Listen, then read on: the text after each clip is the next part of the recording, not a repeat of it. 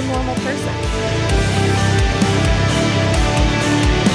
Russian actors could be continuing to fuel things as this protest grows, but perhaps even instigating it from the outset.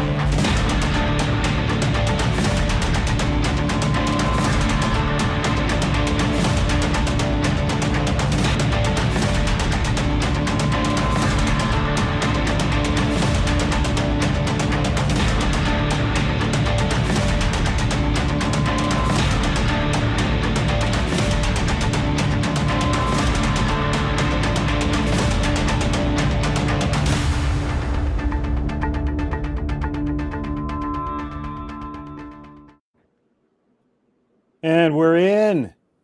Super right. Spreader's back after ages. Looks like Rumble is messing up. Just going to try to get that going now. We'll see if that kicks in. And yeah, hey, it's been a while since we had a good Rain and Jay show. A little while, yeah. Yeah, what's your excuse? I don't have one. My back was broken. It's my fault. It's this guy. Yeah. Yeah, I went through a weird start to 2024, peoples. Had some weird health stuff going on, and it's kind of kept me out of the game for a bit. But I are here now. Mm-hmm. Okay, Rumble's up. Nice. Streaming, man. It's a living. It's a living. It's a living. Not really. I'm hoping for 15 cents out of this show. Which reminds me to join locals. QR code up there. Join our locals and get exclusive previews and access to us. And you can subscribe for as little as $4 a month and join us. So tonight we've got an amazing show. We are doing the world premiere on any show anywhere on Earth of Canadian Patriots' second part in their Hidden Hand Behind UFOs series. Rain, what do you think of the first one? Loved it. Yeah, it was really, really well done. Some good information. It was getting into some more esoteric stuff there for a while, which was cool. So yeah, overall it was fun. It was really unique, eh? When I first Yeah. got the script and started working on it, I was like, this is like Greek mythology and Sigmund Freud. What are we up to here, man? Like, but we're getting somewhere, and so now we're going to move into kind of the next age, kind of like just post Freud, and find out what these dirty have been up to. Yeah. To do that, we're going to bring on MattEhret in a moment. Are you guys ready? Let's get it.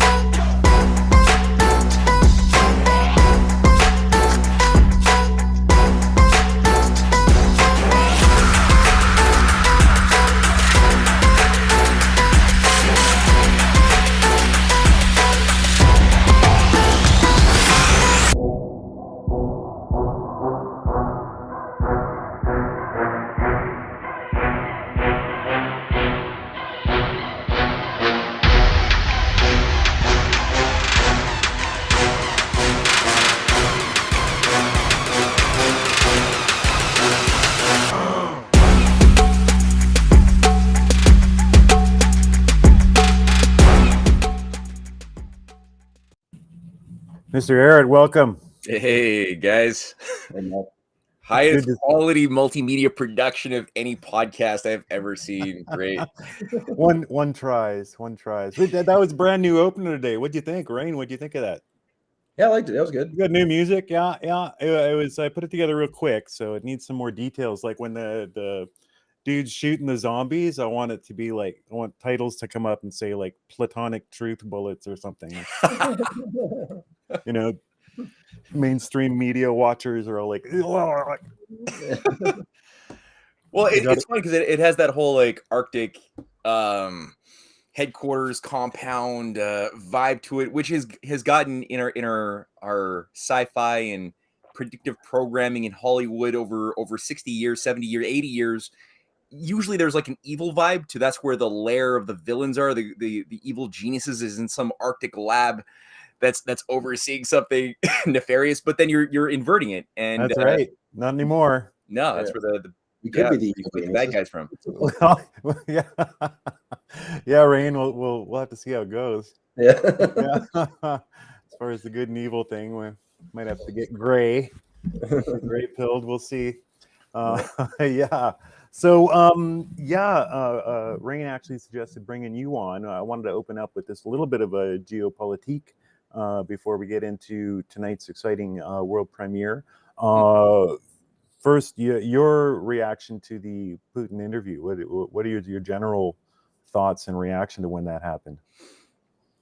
I loved it. I absolutely adored it, and I know a lot of people watching it were a little bit weary about the typical criticism I've seen is his approach when asked the first potent question on like why are you doing this, and it's like he could have gone for any of these sexier like hardcore answers that he said 1,000 times over the last 20 years regarding the expansion of NATO, the attempt to create full spectrum dominance, to have a first strike attempt on Russia, the color revolutionary efforts by the State Department and CIA. He could have said all these things, but he didn't. He went for the 1,000-year history of Russia and the common origins of the Russian and Ukrainian people. And I as somebody who has been trying hard to tune my mind, to wire my mind to appreciate the contours of like the more subtle, like I try to look at the more subtle currents of universal history. I know that's like the hardest thing for people to like hold on to is what is the context, what is the meta story, the meta narrative, which it's easy to give people facts, and you'll find that people will receive facts about whatever, the FBI's role in Martin Luther King's murder or 9/11, facts about the inside job there, anything.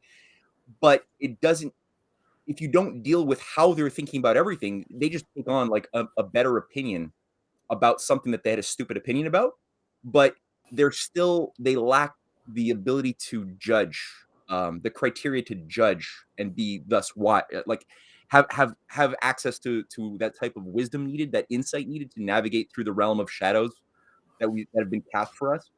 So Putin really, I think he just was fed up in a sense. He's been giving the facts for so long. It's not like the facts are not available for people. They could listen to Scott Ritter, Mearsheimer, anybody. Like there's so many things out there. Well, But he totally really had that. wanted Totally had that vibe come up a couple times. That he's exasperated Yeah, with us. he's absolutely. He's like, why would I? Tucker tried to make the big star play and say, hey, give us that journalist and we'll take him out of here right now. Wouldn't that be, he's trying to be a hero and stuff. And Putin's like, why would I do that? Yet again, why would I make another reconciliatory gesture towards the West? That would be the 100th one I've done, and I'm still waiting for the first one from you guys. Yeah. And he's just like, and Tucker's like, okay, but why'd you invade Russia? And he's like, no, hold on. I'm just at Catherine the Great. We got we got 600 years to go here. We'll get to that. Yeah. Well, what I love is he reframed it around not being a war between one country and another country, but rather a civil war. And that's the best way to think about it, because these are two people with a common origin, a common religion. They all have the same founding father, Volodymyr the Great and Rurik. Like all the Ukrainian and Russian people, they're cousins, they're brethren.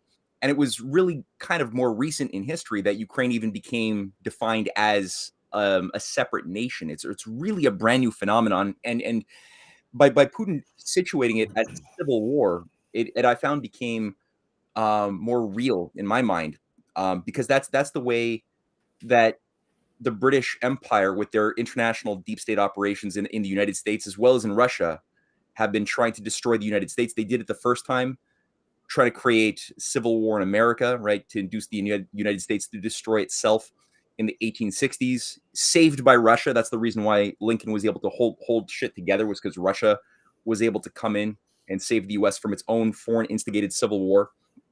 That also used a bunch of occultists, like Albert Pike, the whole southern right and northern branch of the Scottish Rite, which was the Transcendentalists of Ralph Waldo Emerson. These were all occultists. They were doing nasty stuff with the northern branch of the Scottish Rite. Both were interfacing with the United Grand Lodge of the British Empire. That was sort of the mother lodge of the Scottish Rite in both extremes, north and south.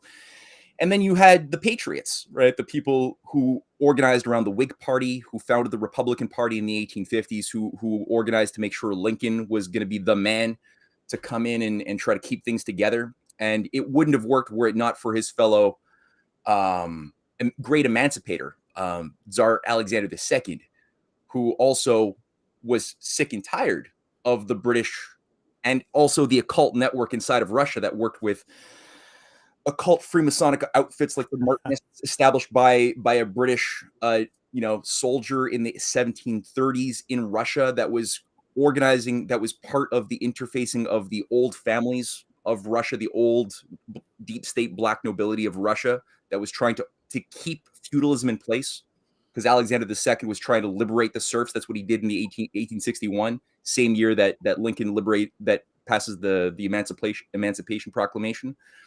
Imagine a world where the news reminded us that Russia helped save the North in the Civil War, that it bolstered Lincoln. Lincoln's such a hero in America. Hey? I didn't even know that. Yeah. Never heard of that.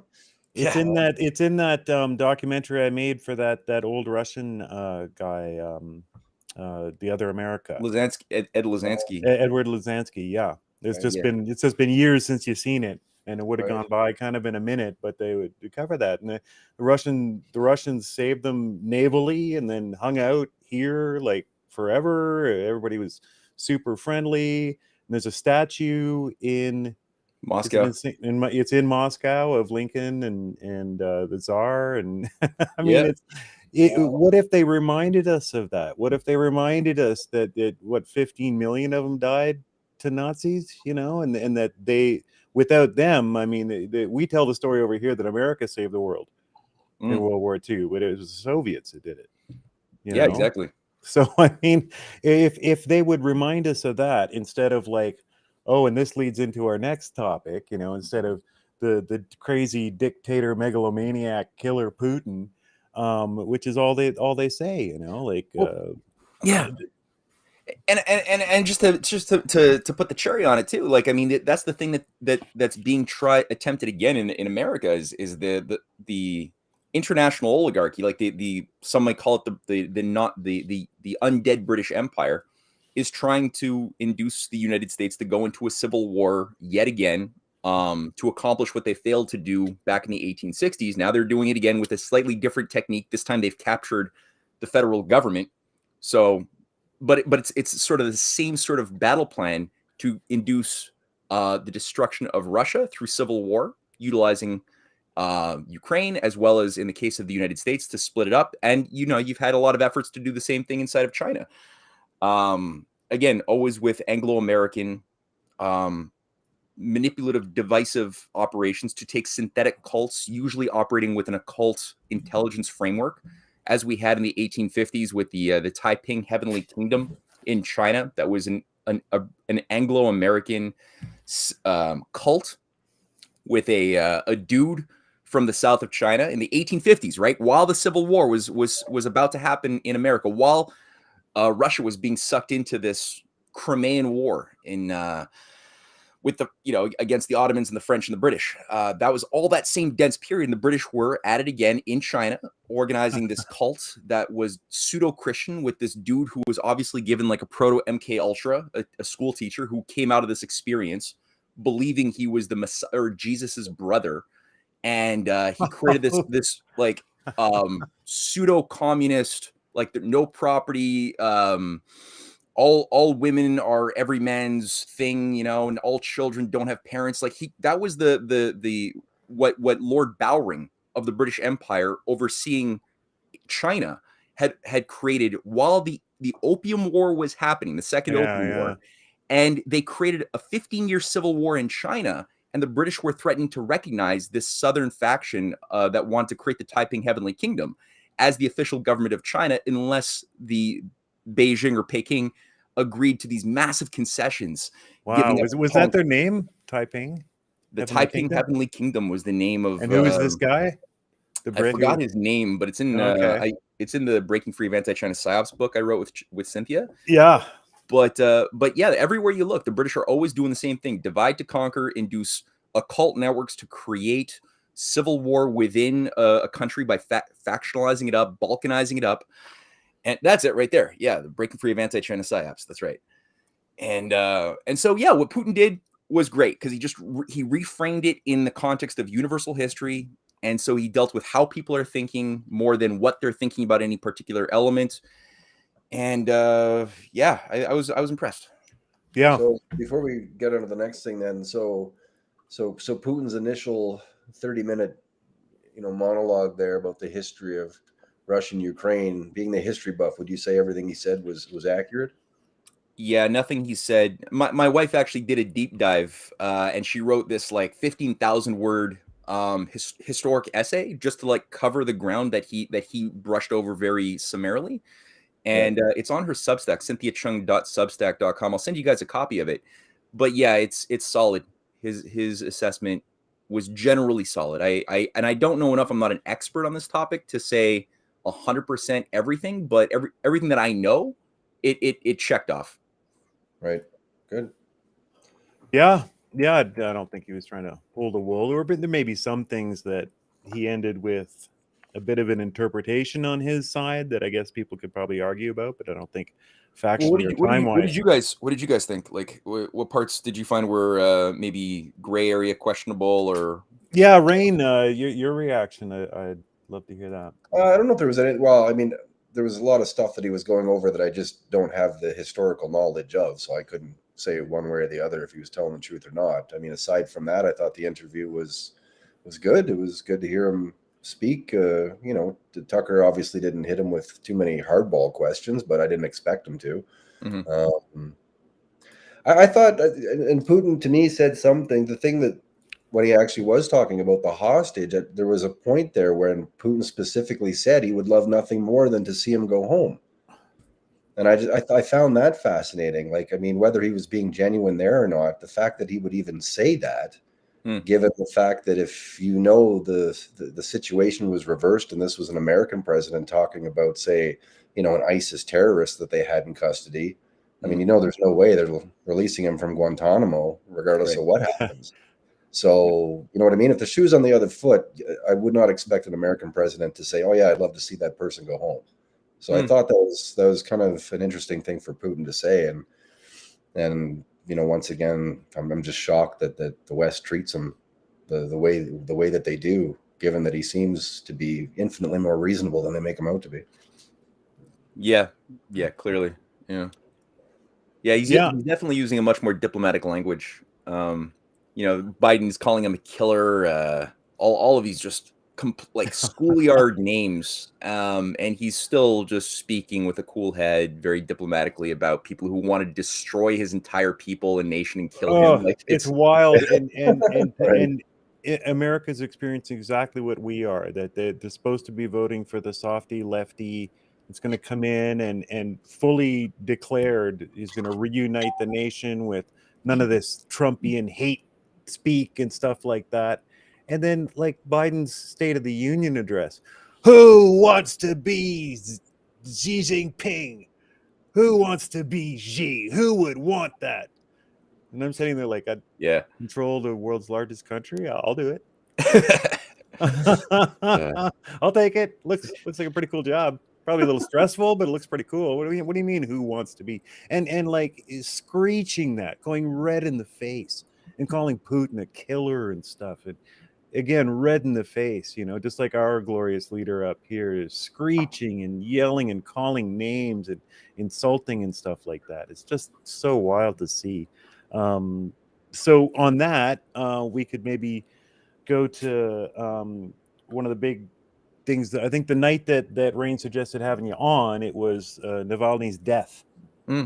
Yeah. Now, Rain, what did you know about him? Nothing. Before that night? Yeah, right. I'd come across the name here and there. He was definitely familiar, but definitely from hanging out with the Canadian Patriot people, I definitely got kind of a secondary angle. So like, I saw that he had died and I was like, ding dong, the witch is dead, kind of, no offense, family of Navalny, but, I knew that the guy's up to no good.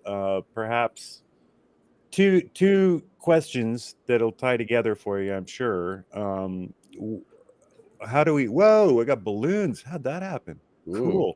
Cool. What is the real deal with what's with the balloons, man? Is there some AI that heard you like sing and thought that was an appropriate time for celebration or something? Ding dong, the witch is dead. Balloons. No. Navalny. Navalny triggers balloons. What is the real deal with Navalny? Because I mean the headlines were just fawning, right? I saw one that was like, it was as if I'm trying to think Walter Cronkite died, and the like Cronkite's final wishes is that we go on searching for the truth. And this was like the Navalny headline. I think it was Politico or something. It was like his last wishes were that we continue the struggle and stuff. And it's this fawning over this guy and just barely not saying that Putin strangled him with his bare hands, basically. Is what they're trying to get across. And second, after we talk about that, I'd like to know if there's any evidence in any way, real evidence, that Putin's ever had an enemy killed or jailed illegally or anything like that.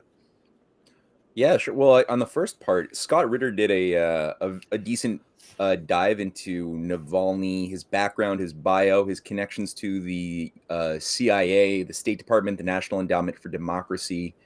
I'll send you guys a link to that. I think he's done the second part by now. But what I can say is that it's all very formulaic. I mean, everything we've seen, it was conveniently timed, I think, to deflect attention away from what Putin actually said like a week and a half before Navalny was announced dead. On the, I think it was the 15th of February. And the Tucker Carlson thing was about a week and a half earlier. And I mean, you got to keep in mind that this interview with Tucker Carlson, you can't underestimate how much this freaked out the oligarchy, because over 1 billion people watched it on all platforms so far. And that was like an assessment from already when Navalny died, 1 billion people had watched it. I don't know how many more now.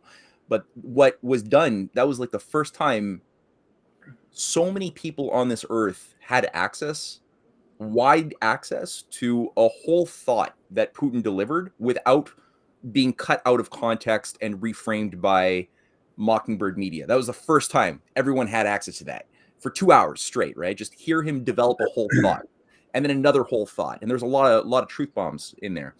So that undid an immense amount of effort to create a false image in the minds of a lot of people. So it broke down mental barriers.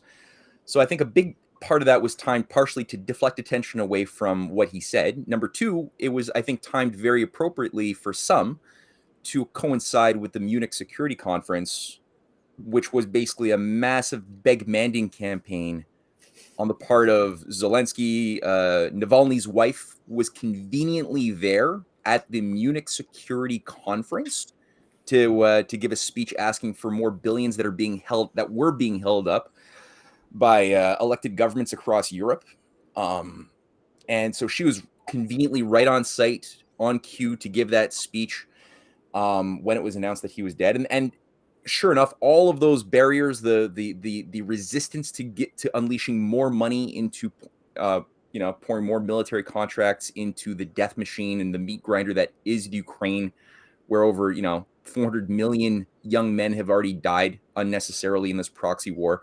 So those barriers were gone. The money was unleashed.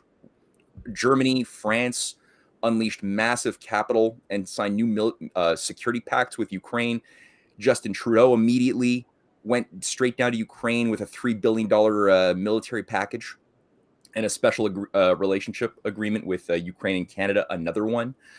So it was convenient. It benefited Putin. What I could say is that Navalny's death definitely did not benefit Putin in any way. He was a non-factor in a gulag. He was filmed. Everyone in Russia has watched the filming of him interfacing in 2012 with a British MI6 operative from the British embassy at some posh restaurant in Moscow, and Navalny's assistant was right there asking for like $20 million from MI6.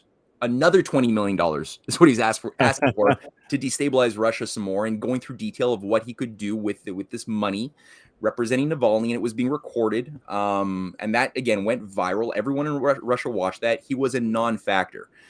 So the fact that he was caught guilty for a whole bunch of things, this being one element of what he was known for as a foreign agent, he has very little support. I think it's less than 8% of mostly millennials in Moscow and like the cosmopolitan region of like St. Petersburg and Moscow. That's where you get the biggest densities of stupid young people, is in these cosmopolitan zones. That's where his support entirely exists. It doesn't exist anywhere outside of these areas in any significant degree. So he was not a viable political opponent to Russia, despite what he's been framed as by CNN and Western media. And I look at the fact that, like, I don't know how he died, like who offed him, but I would say recent reports have made it clear that he did get a visit from his wife right before she went to the Munich Security Conference. He also got a visit from his lawyer, who gave him packages. His wife gave him packages, as I've read from a report, of medicines and snacks. I don't know. I'm not saying I know, but these are things that I'm sure the Russians are looking seriously at. The latest report I saw actually had him dying of a blood clot that let loose, apparently, according to some medical examiner. Okay. See, I don't know. How do you induce a blood clot? I don't know. I'm not a I wonder if he was up on his boosters. Oh, yeah. There goes YouTube. Yeah. Yeah. You said it. Yeah. So is it generally considered that he died unnaturally? Well, is that what you were hearing, Rain? No, those natural causes. Right. Yeah. Okay. That's but the official still messaging. Putin killed him. The official messaging is it was natural causes. So the Russians are which saying you expect, yeah. Yeah. The Russians, that's their official messaging. I don't know whether they actually are. I don't think they believe that. I don't believe that, but whatever. I mean, there's certain language you got to use in the diplomatic world for whatever reason. Now, historically, he goes back as fully a Western-backed shit disturber, right? Yeah, Yale. He was a part of the Yale Foreign Student Graduate Program of 2009. He was always working with Maria Gaidar, the daughter of Yegor Gaidar, one of the Soros reformers of the 80s and 90s, who oversaw perestroika with Anatoly Chubai. Chubai being both Anatoly Chubai and Gaidar were the 2 point men who oversaw the technocratic overhaul, the creation of a new technocratic elite in the 90s that interfaced with the new billionaire class of basically sociopathic freaks who would be granted billions of dollars of formerly state that they would then run as private toys for the CIA, and they would be granted billions in mansions as a a reward for being their little mafia, bulldogs within this new structure, and they were always overseen by these technocrats. Now, Yegor Gaidar and Anatoly Chubais worked with Berezovsky, the multi-billionaire who became. He was there was a lot of these guys. Anyway, they also brought in Davos. So the whole World Economic Forum was brought into Russia by these guys in 1999. The Gaidar Forum was set up in 2009 as the Russian Davos in St. Petersburg. The year so died, and people again blamed it on Putin. His daughter Maria Gaidar again was one of the handlers of Navalny.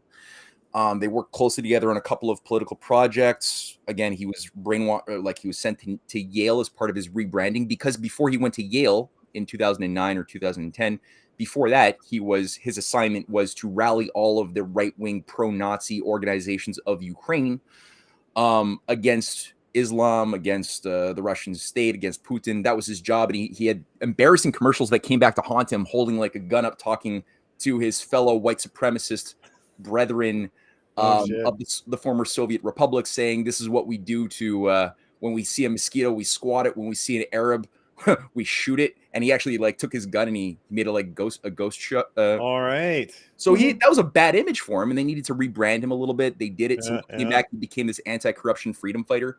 Yeah. Yeah. And then he's all Soros tied, and I mean, two of the biggest mind blows I've had since hooking up with Canadian Patriot Press and you and Cynthia Chung as well is that Perestroika is an op and Tiananmen Square is an op. Yeah. Those have been just like what? I thought I was clever. I thought I was figuring things out. But I mean, I clung to those. I thought Gorby and Perestroika were just the most wonderful things. And Tiananmen Square was an absolute, crushing of their own people by the Chinese government. And I mean, we know better now. Yeah, but it's some of this stuff's hard, man. Yeah, some of this stuff's hard. You got to let go of some serious shit. So Navalny's in with that crowd, and what's his name, Peter Swedenhead, that was in China doing the reports on the secret police stations. And they had him in jail. It's Peter, isn't it? Yeah, Peter. I'm forgetting his name. Peter, Swedish guy. Or the They had him in jail, and same thing. Freedom fighter hero is put in jail in China while he was secretly running around gathering billionaires and officials to commit treason against the Chinese government. So they arrested him. Yes. Yeah, and then he comes out with like a totally fake report about they're right next to you. They have a secret police station right around the corner. They're coming for you. Yeah.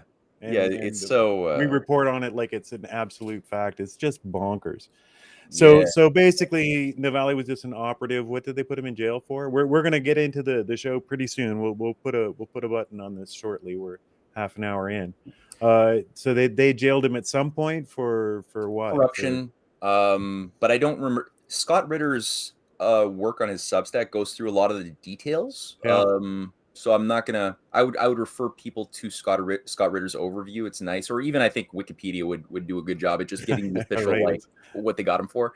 Yeah. But it had some elements of corruption, some other things too. Where it was a list of 5 or 6 items. Mm-hmm. Righto. Cool. I would just say one thing too for Canadians. Yeah. There's the story of the two heroic Michaels who were jailed in China. For China's retaliation for us having arrested Meng Wanzhou or the CFO Huawei girl. Yeah. Well, Michael Kovrig and Michael Spavor, the Chinese were saying these guys are doing espionage. We're not going to just let them go. Now there's a massive network of CIA operatives and CSIS operatives all over China. Less so now than it was the case 10 years ago, less so than it was 5 years ago, but it's still significant. And everyone was told in Canada, that's a giant Chinese lie. They're just, in it for revenge, blah, blah, blah. Today, what happened, not today, but a couple of months ago, Michael Spavor sued the Canadian government and Michael Kovrig, who he was friends with, because Michael Kovrig was the one who was he was on George Soros's. George Soros created an organization called the. It'll come back to me. George Soros created an organization to get intelligence in hotspots around the world to feed back into NGOs and governments and military to make decisions about where do you, how do you frame your military strategies in the Middle East, in Tibet and Xinjiang in Africa.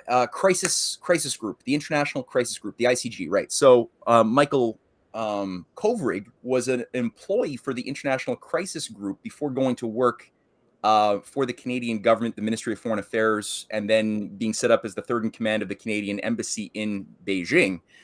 And Spavor was a guy who's doesn't seem like he was all that sophisticated. He seems like he was duped a little bit to play into a game that Kovrig had set up for him. But he was the guy who was based in North Korea, and he's the one who brought in like Dennis Rodman to meet up with Kim Jong-un. He was doing some pretty good work actually on the diplomatic, bridge building front. He brought in the Canadian hockey team into North Korea too. Like, good stuff he was doing. But anyhow, he got pulled into some weird operation to take pictures of infrastructure that China was building in North Korea, and then planted under some tree, which was then picked up later by an agent of Kovrig that was then given to Kovrig's handlers. Anyway, I'm saying all of this because now, after they were given their heroes welcome back to Canada, Spavor is suing Kovrig and the Canadian government for entrapping him into an espionage plot. For real? Yeah, for real. And I mean, wow. And of course, our media is completely like mouth sealed on this because I haven't even heard a word about narrative. Yeah. So the two Angel Michaels, and one of them is totally innocent, is suing the government for forcing him to be a spy, basically. Yeah, and he's suing the other Michael too. Well, he's at it, right? Yeah, it's hilarious. Brilliant. Let's add that to the list of Trudeau scandals. Yeah. Ugh. Yeah. Yeah. I can't even keep track anymore. No. Arrive scam. That's the best. How many millions to 4 guys in a basement that can't code? What was this? What was Arrive scam? I actually don't know about this.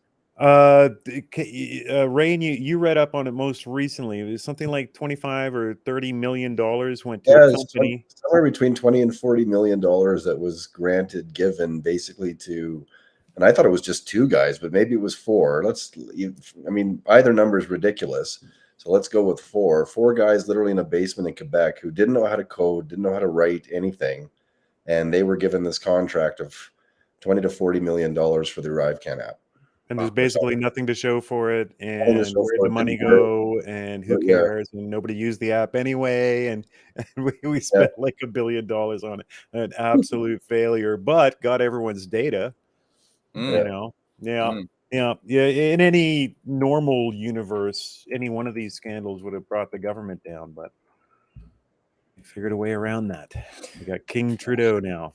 Well, yeah, I mean, you look at what was his personal wealth expanded from like when he entered into politics in 2013 as an MP and then became prime minister. Like I remember watching I saw a graph somewhere that showed his personal wealth skyrocket from like $13 million to something absurdly high. Like, yeah, it's high double digits now. Yeah, high. Like I mean, he's done well. I think when he first got into politics, he wasn't even a millionaire yet.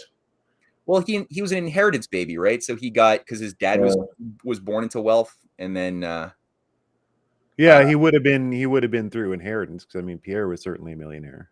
Yeah.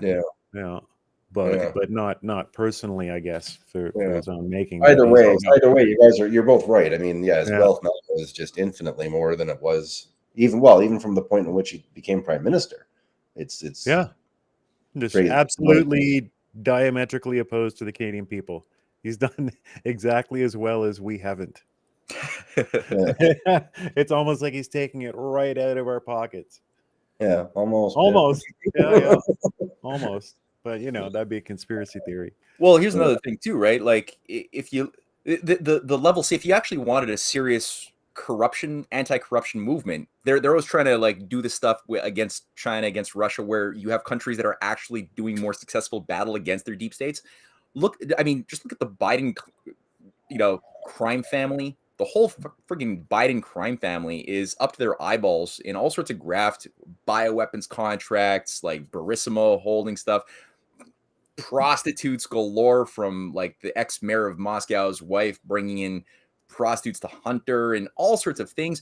And then you have, with Justin, you have Stephen Bronfman, the heir to the Bronfman dynasty, who is like one of the top handlers of the New Liberal Party of Canada 2020 fame. That's This guy, Canada Dry, right? Seagram's, yeah. I mean, the Bronfman family owns Seagram's. They were the ones who like oversaw the they came to their giant fortunes and wealth during Prohibition. The entire drug narcotics operation of bringing in drugs from Asia was all brought in through these guys that interface with Merlansky and the southern branch of the mafia, both Jewish, Corsican, Sicilian mafias that were all interfacing with the Bronfmans. High level, super high level, and they're still in charge of the mass legalization of drugs. That's just now. I mean, we're seeing this thing just go full throttle. This is through young Bronfman now. Yeah. Stephen Bronfman.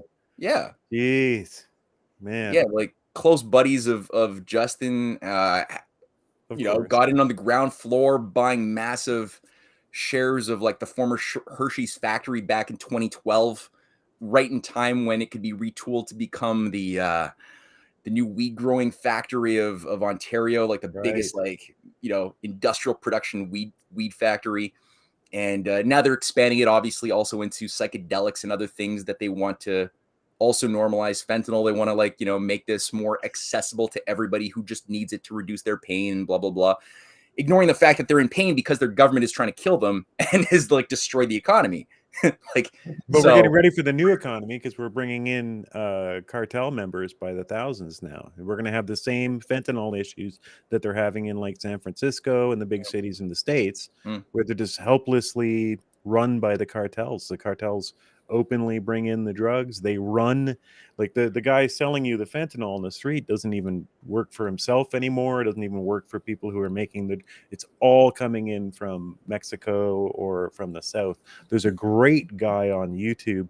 If the name comes to me, I'll put a link up for him. He's just like this. I think maybe he tried to have a hip hop career or something, but he's super kind of like white, like hip hop. Anonymous. Not anonymous.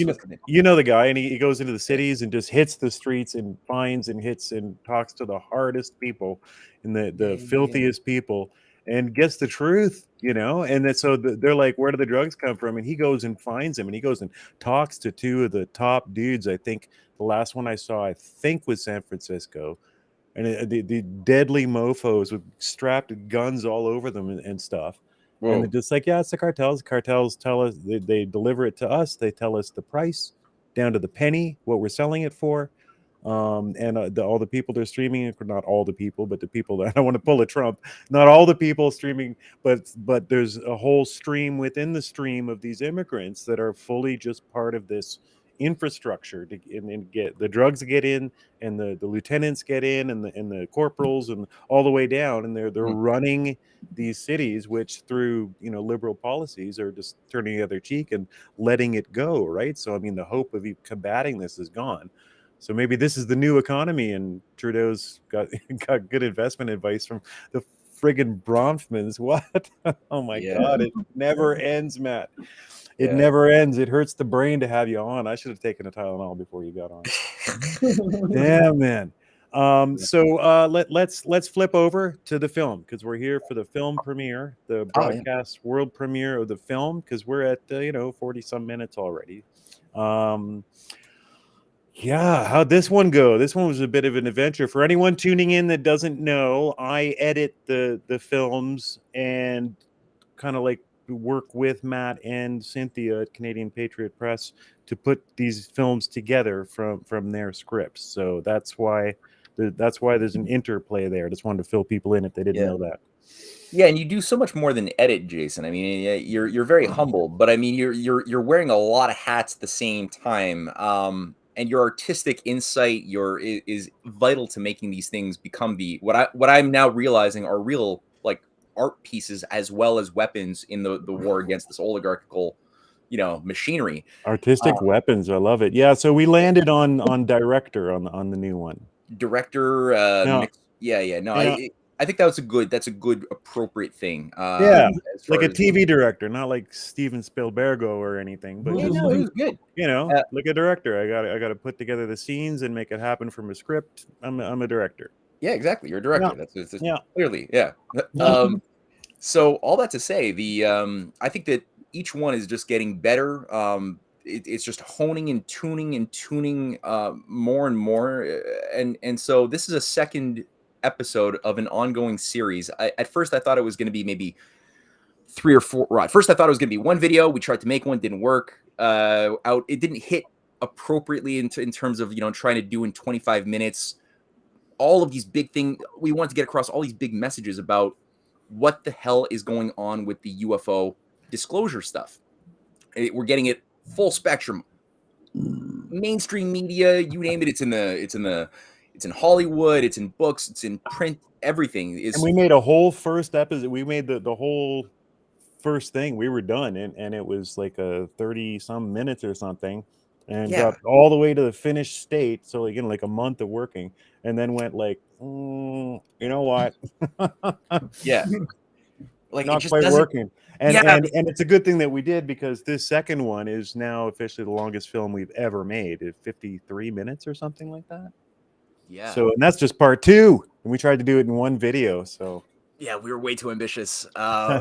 So yeah, this is. I'm not at this point going to be foolish enough to put a number on how many episodes this is going to turn out to be. We're effectively, we realize that what we're doing is not just dealing with the Lawrence Rockefeller CIA role in cultivating the UFO psyop over the course of the last 80 years. We're dealing with so much more than that, which can only be properly approached by looking at the revival of a pagan mystery cult and the mass initiation ceremony that's being attempted. And I don't want to use the word too loosely, but there is a mass initiation effort that is based upon the attempt to bring back something that was very bad before Christianity was brought into this world in the West, especially in the West, whereby you had a very controlled system of global controls based on superstitious populations believing in a multiplicity of pagan deities with very elaborate creation stories, sacred myths that were controlled by a technocratic priesthood of higher initiates that would rise through the ranks of initiation to become the esoteric elite of the ancient world that would then manage wars, that would manage banking, that would manage all of the manipulations that we can read about from Herodotus, the different wars of Persia versus Athens, the different battles, the rise of Persia, what Babylon was doing before that. We get a sense of that from some of the surviving historical accounts, but what's often missed, although it's still there if you're looking for it. You can find it in Herodotus, you can find it in Aeschylus, you can find it in Plato, in Cicero, in Augustine, is the role of the cult of Mithra, the cults of Eleusis, the cults of Magna Mater, the cult of Demeter, which is part of Eleusis, the Eleusinian mysteries, the cult of Marduk, the cult of Apollo. And these different cults were essentially the same thing with different names branded to accommodate local profiled populations that had certain, different tastes. You wouldn't market Coca-Cola the same way in Kenya as you would in Russia, as you would in Africa, but it's still Coca-Cola, right? It might just be called something a little bit different in Kenya or Africa, but it's still the same garbage. So that's essentially how this international network of mystery cults operated. Monotheism became very disruptive, especially the idea of a singular, reasonable, loving God as a concept that organized society around, that found its in the West, at least, its most strong representation first in Judaism and then in Christianity. And it became very incompatible with the pagan structures of the mystery cults. And so there's been a 2,000-year obsession to revive that old school system of controls. And so that was sort of episode 1 that Cynthia wrote. Cynthia and I both wrote episode 2 as well. To episode 1 was to sort of get across that historical scope, and then tying in the issue of, well, what is the occult underground? What is Rosicrucianism?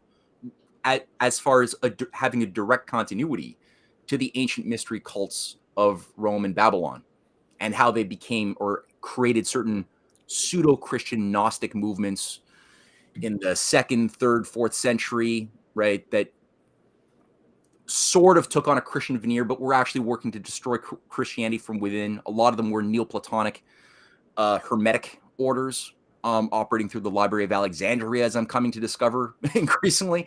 My whole idea of like what the hell the shutdown of the Library of Alexandria was all about is actually changing as I'm looking at things from the standpoint. Maybe might not have been totally a bad thing. I'm just saying that.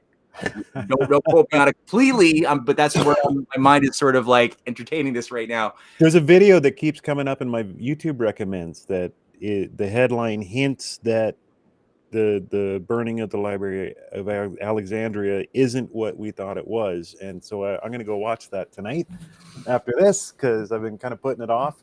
So that's very interesting. And so, of course, all these guys, all these kind of like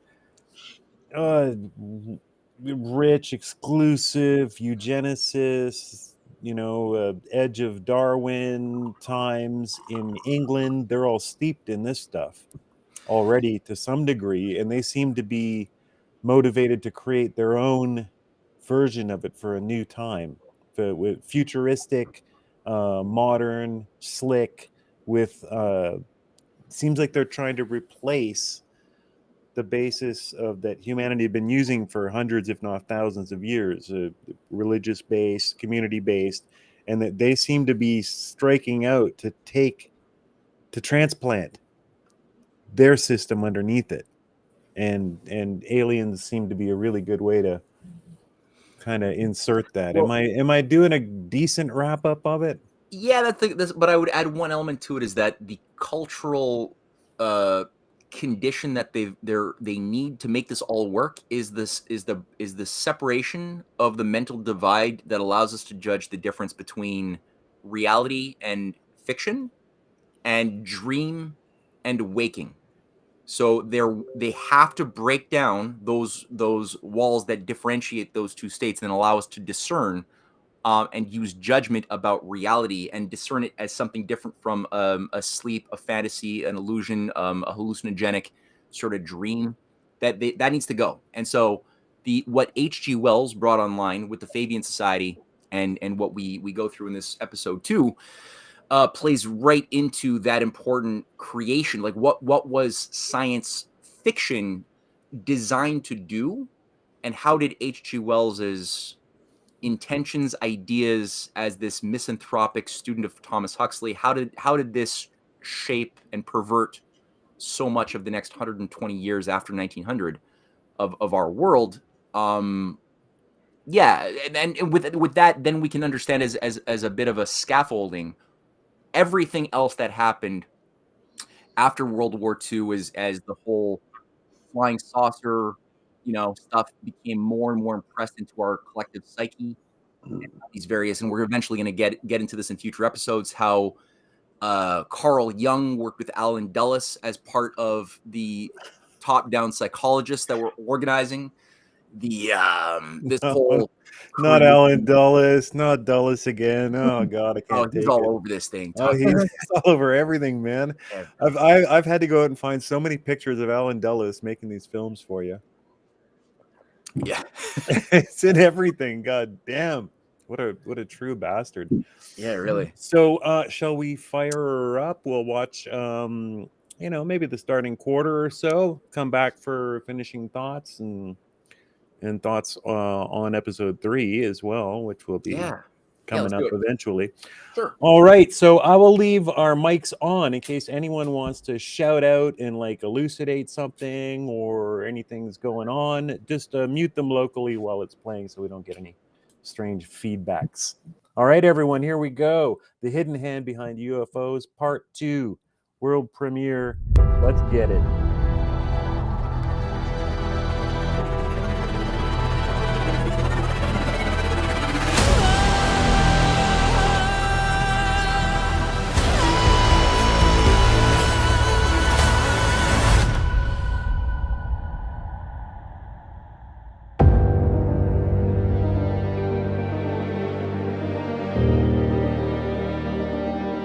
Are they out there? Or are we being used? Why now? There's footage and records of objects in the skies that we don't know exactly what they are. Disclosure. I was informed in the course of my official duties of a multi-decade UAP crash retrieval and reverse engineering programs. Or PSYOP. Very high level that close the door, look me in the eye, and says, okay, I'm going to introduce you to somebody. What is the agenda? Protect the higher echelon against detection. They can serve as a means of effecting communication.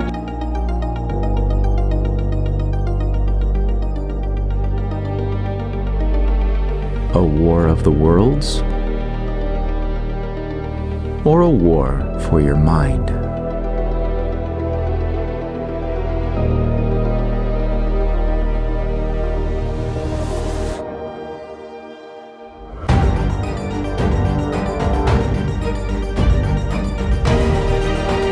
Join the search for the truth.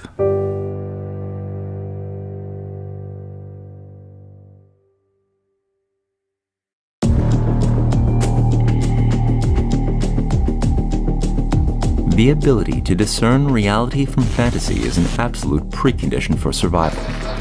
But lately, this discernment has become much more difficult than it used to be for millions of people in America and beyond. And why not? Extraterrestrials have transformed from the stuff of science fiction into hard fact, supported by congressional testimonies of Pentagon whistleblowers, leading figures in American intelligence services, and elected officials. From what you know, are they all the same, or we got different kinds of them? George, there's at least 70 different species, and probably more. Offering new and robust data acquisition methods into UAPs. They keep telling us they don't exist, but they block every opportunity for us to get a hold of the information. Were they, I guess, human or non-human biologics? Non-human, and that was the assessment of people with direct knowledge on the program I talked to that are currently still on the program.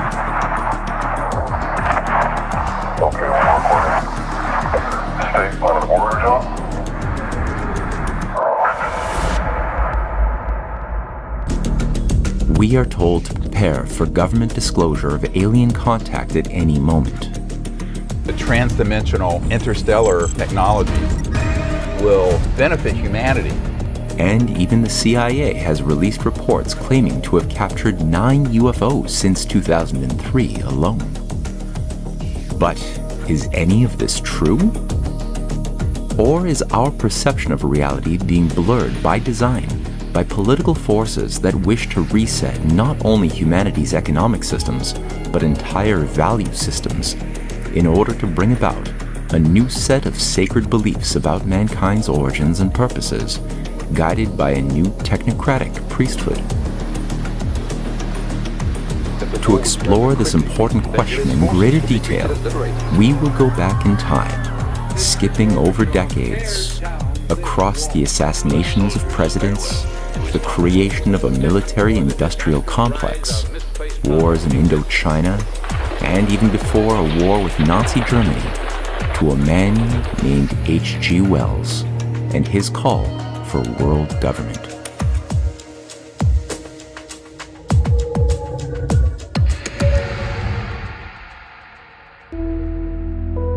Although popularly known as a writer of science fiction, H.G. Wells's tireless efforts to propagandize for the cause of world government provides us a master key into understanding his role shaping world politics and even in understanding the true purposes of his science fiction works. In fact, the term New World Order itself was coined by H.G. Wells in his 1940 book outlining a plan for coordinating a new regime of global control with the intention of replacing the outdated structures of nation-states with a system of collectivization managed by a high priest class of scientific engineers. In his New World Order, Wells was explicit. It is the system of nationalist individualism that has to go. We are living in the end of the sovereign states. In the great struggle to evoke a westernized world socialism, contemporary governments may vanish. Countless people will hate the New World Order and will die protesting it. Wells was not merely a political theorist speaking in a vacuum, but as chair of the League of Free Nations Association in January 1919, Wells published the idea of a League of Nations, which promoted the League as the basis of his New World Order. Additionally, Wells's Declaration of the Rights of Man, published in 1940, did in fact become the basis for the later UN Declaration of the same name in 1948. Thus, we should ask the question, were Wells's fictional works separate from the political ambitions to which he was devoted? Not at all. In his fictional work, Shape of Things to Come, published in 1933, H.G. Wells writes of the future, predicting rather optimistically that there will be another world war in just a few years, followed by epidemics and famine. In this fictional future, war continues for 30 years into the 1960s, despite the people having forgotten why they started fighting.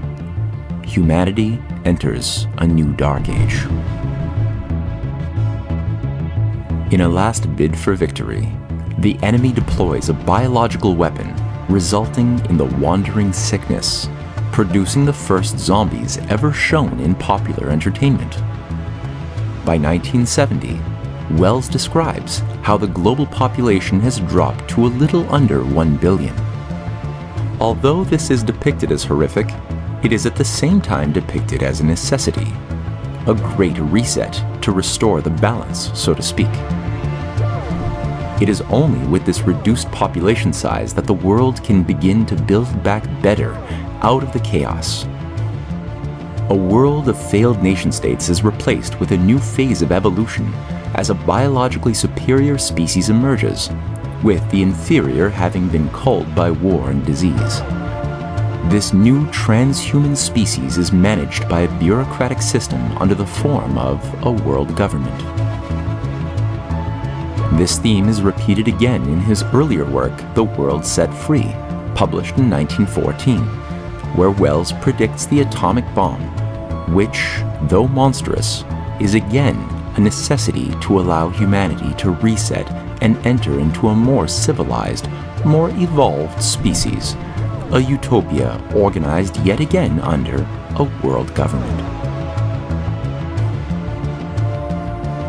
In The World Set Free, Wells writes, "The catastrophe of the atomic bombs which shook men, shook them out of their old established habits of thought, and out of the lightly held beliefs and prejudices that came down to them from the past. Men were made nascent. They were released from old ties. For good or evil, they were ready for new associations. The equilibrium could be restored only by civilization destroying itself down to a level at which modern apparatus could no longer be produced, or by human nature adapting itself and its institutions to the new conditions. It was for the latter alternative that the assembly existed." This is also how Aldous Huxley starts his Utopia for a Brave New World, which portrayed a future inspired largely by Wells's vision. Huxley writes that his Wellsian-inspired utopia could only have come about after the 9 Years' War, the great economic collapse, where there was only a choice between world control and destruction. Throughout Wells's stories, anyone supporting national sovereignty were showcased as simply ignorant militarists who were ultimately forced to submit to the greater wisdom of Masonic high priests of global government. We're scouting this region now to see how things are. You found out. This is an independent sovereign state. Yes, we must talk about that. We don't discuss it. We don't approve of independent sovereign states. You don't approve? We mean to stop them. That's war, if you will. All right, I think we know how we stand.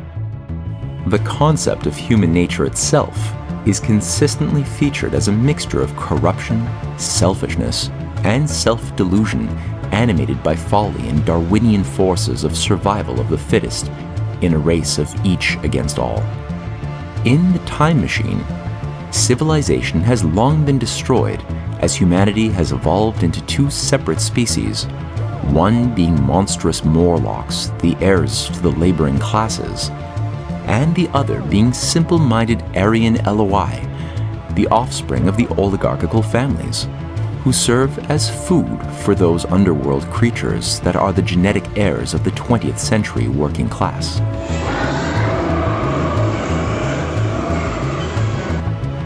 In the 1914 novel The World Set Free, new breakthroughs in atomic science usher in horrific doomsday weapons destroying most of humanity with visceral descriptions of millions slaughtered by nuclear fire and years of nuclear winter.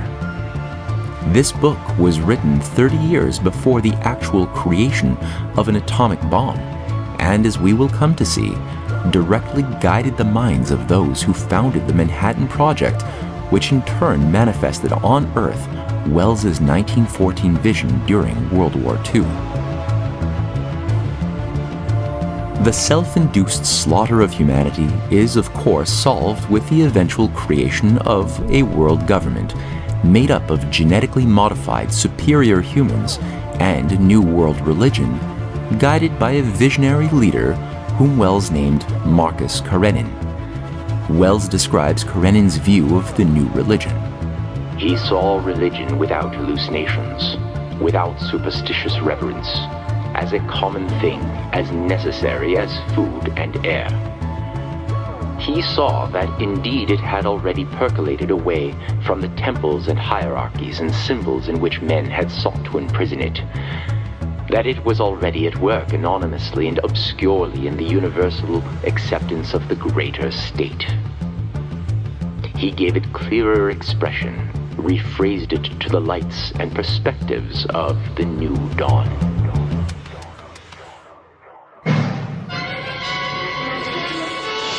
H.G. Wells was not the first imperialist to recognize the value of terror of the unknown as a useful tool in controlling the masses, but he was the first to give this external terror the form of extraterrestrial invaders from outer space.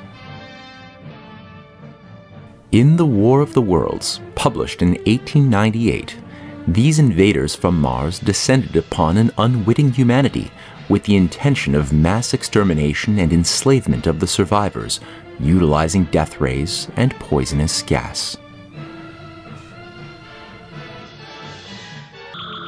The aliens featured in Wells' stories were akin to gods, beyond the power of mankind to affect in any way, and omnipotent in their capacity for destruction and manipulation of the insignificant lives of the masses.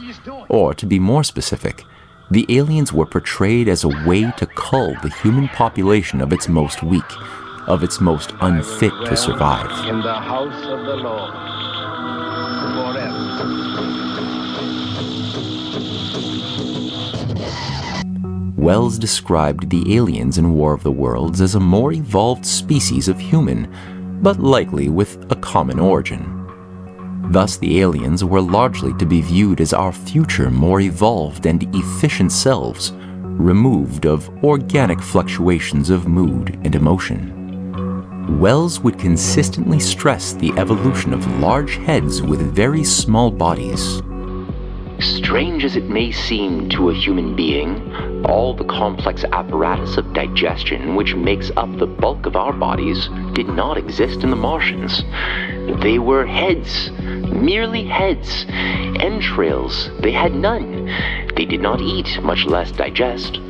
Instead, they took the fresh, living blood of other creatures, including humans, and injected it into their own veins. To me, it is quite credible that the Martians may be descended from beings not unlike ourselves. We men, are just in the beginning of the evolution that the Martians have worked out. They have become practically mere brains, wearing different bodies according to their needs, just as men wear suits of clothes. When the aliens failed to take over the Earth in the War of the Worlds, it is not due to human innovation or bravery, but the mere chance of an Earth-based germ, from which the invaders from Mars had no immunity, resulting in their death. Describing the wreckage of the dead aliens, Wells writes, Scattered about it, some in their overturned war machines, some in the now rigid handling machines, and a dozen of them stark and silent and laid in a row, were the Martians, dead, slain by the putrefactive and disease bacteria against which their systems were unprepared.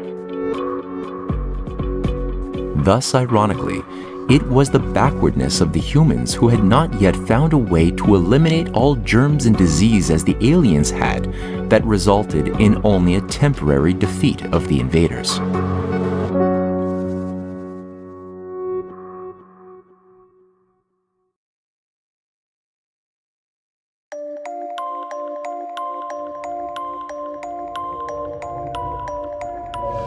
To comprehend why Wells devoted himself to stories that portrayed bleak dystopias.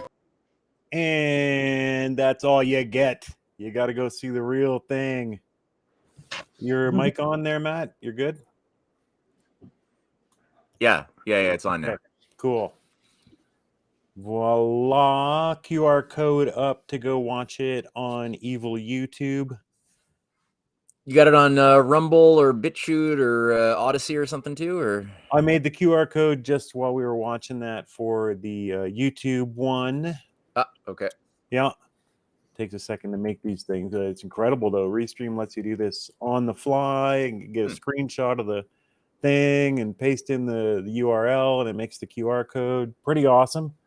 But, yeah, I didn't have time to hunt down the Rumbles and stuff like that. A better host would have been prepared. I'm sorry, Matt. No, dude, that was no, I think that was a nice teaser. You just lifted the pants just enough. People want to. No, there's a terrible line of metaphor that I'm using right now. No, but dude, honestly, like I do hope that people who are watching will watch the whole thing. It's about to shift gears and dive deeply into the political tool, not scientist, that was Charles Darwin and the entire X Club under Huxley, Thomas, that managed Charles Darwin and the Darwinistic interpretation of evolution. It's bonkers. It's bonkers. We're about to get into the X Club, Fabian Society, all these groups that they try to tell us it's just a conspiracy theory. Yeah. You're just a hopeless conspiracy theorist when these guys are openly conspiring. Yes. Right? It's ironic. It goes back to like our first video, which was about conspiracy theories. And like conspiracy is actually the major moving force of global politics. Yeah. Yet we get made fun of for our conspiracy theories. I wanted to get a review from a citizen. Look who we got. Hey, Mike. It'll be more than just me. Just stand by. I'm sure my daughters will be in shortly. The whole clan would have loved to have been here because we absolutely were enthralled with the video. So there's going to be lots of love to say about this. Definitely, hats off and a salute to the whole process for Jay, Cynthia. It was so good. It was like so good. I think it disturbed Macy, but it was so good. Macy, all right? It did disturb me. I'm not gonna lie. Like my dad came over at me. He's like, "Are you feeling a little black pilled?" I'm like, "A little." Elaborate. What was hitting you? It's just seeing how interconnected all these people are, and then at one point you're just like thinking about it, and you're like, okay, these are actual people that are really ideologically obsessed. Like that's unfortunate. Like just how manipulative we can get just by thinking that these control things, and that we have to control things, and that was just, I didn't like that part at all. And I think that it's interesting because in the first episode we're kind of talking about like the mystery religions, and my question to Matt was a bit like, there's almost like the center hierarchy in terms of these people that actually understand what's going on. Did they study almost like the works of the cult of Delphi in order to have this sort of knowledge of how to manipulate nations and all that? Yeah, I think this sort of, it's not so much that I think that they studied the cult of Delphi as much as they are the cult of Delphi. Like it's like it's this unbroken, direct continuity of tradition. Although I've noticed that in pulling a lot of this stuff up, because the big question that a lot of people have when they start scratching on conspiracy theories and they start like readjusting their minds to start reevaluating their reality and their past according to this new insight that there have been these conspiracies shaping things from above that are typically ignored in a lot of our textbooks and like acceptable narratives, is that it gets weird fast. And it doesn't take long before you start bumping in again and again to like a Masonic group here behind the FBI and this Masonic group there, and this Hermetic Order of the Golden Dawn there, and these Rosicrucians there, and oh yeah, all of the British Royal Society was founded by Rosicrucians. Well, what the hell is that? So you're like, the difficult thing that I've noticed is you're now entering a realm that requires the mind shift gears a little bit. And the question is, do they actually have mystical power? Is there really a set of secrets known to the inner elites who are initiates in these different mystery schools that channel messages from spirit beings from the beyond, and whatever else? Blavatsky, Madame Blavatsky from the Theosophist is channeling messages from hidden masters of the Great White Lodge, which, that's at least her messaging that's making her popular. And there, you got these various special people who are conducting seances as sort of modern oracles. They're doing little numerological readings that involve astrology charts and other things, and they're making forecasts, and it's not just like quirky or a super. It's not only a superstitious fad, it's shaping wars. It's like kings and leaders and generals are going and seeking counsel to these oracles, right? And then we see it in our modern age. I mean, the fact that Edgar Hoover was a high initiate of the Southern Rite. So the question is, do these characters have special powers of creatures of the beyond that give them an ability to maintain dominance over the masses of the earth, largely at most people's expenses? Or is it an illusion? Like, are they using trickery? And so in my assessment, which was assisted by my reading of people who pioneered a lot of this type of research, like Friedrich Schiller, who did a lot of this work on the occult and the methods of the occult in inducing target people to destroy themselves. Schiller was a 18th century poet. I know you guys have looked into him. Cynthia did some amazing deep dives, which really blew my mind on what Schiller was actually doing in a lot of his stories to expose this thing and their techniques. Edgar Allan Poe also exposed a lot of these illusionist tricks in his a variety of his short stories on the robotic chess player that people were told is like this spirit chess machine that's able to beat you in the 1830s. As it was discovered, it was just like a little remote controlled device and a small midget who was manipulating it. I knew it. It's the midgets. Yeah, it's always been the midgets. Houdini actually, surprise, was actually a major nemesis of these theosophists and leaders of the Society for Psychical Research. Yeah, rumor has it they actually murdered his ass in one of his last magic tricks. If I'm not mistaken, I did do some reading upon this, and that was actually why one of his last tricks failed, because he had an assistant that got bought, and that's why he failed on one of his last tricks, because he needed to ice his ass because he was actually willing to expose the shadow casters. Yeah, I'm on that same trail as you are, and he was actually integral in for 20 years exposing all of these fake seances, the fake channelers, just showcasing how they were using a variety of trickery to dupe people into believing that they were speaking to their deceased son or husband who died in World War I. A lot of people were grieving. So there was a lot of susceptible people, and Houdini was just exploding all of these illusionist tricks. And was mastering. And this was huge at the time. That this whole spiritualist movement was gigantic, and all these assholes were into it. At least were proponents of it. Yeah, and he actually passed legislation in 1925 in Congress. Houdini was spearheading the passage of legislation in Congress that made it illegal to defraud people as a channeler in America. You couldn't do that. So that was the same. That was a couple of months before he died. And yeah, there's a lot of fishy stuff about his death. Who was the guy doing the autopsy? They say it happened in Montreal, where they say, you know, some guy, he asked some young punk to punch him in the stomach, and he wasn't ready for it, and it burst his appendix, and then he died. That's the story I heard.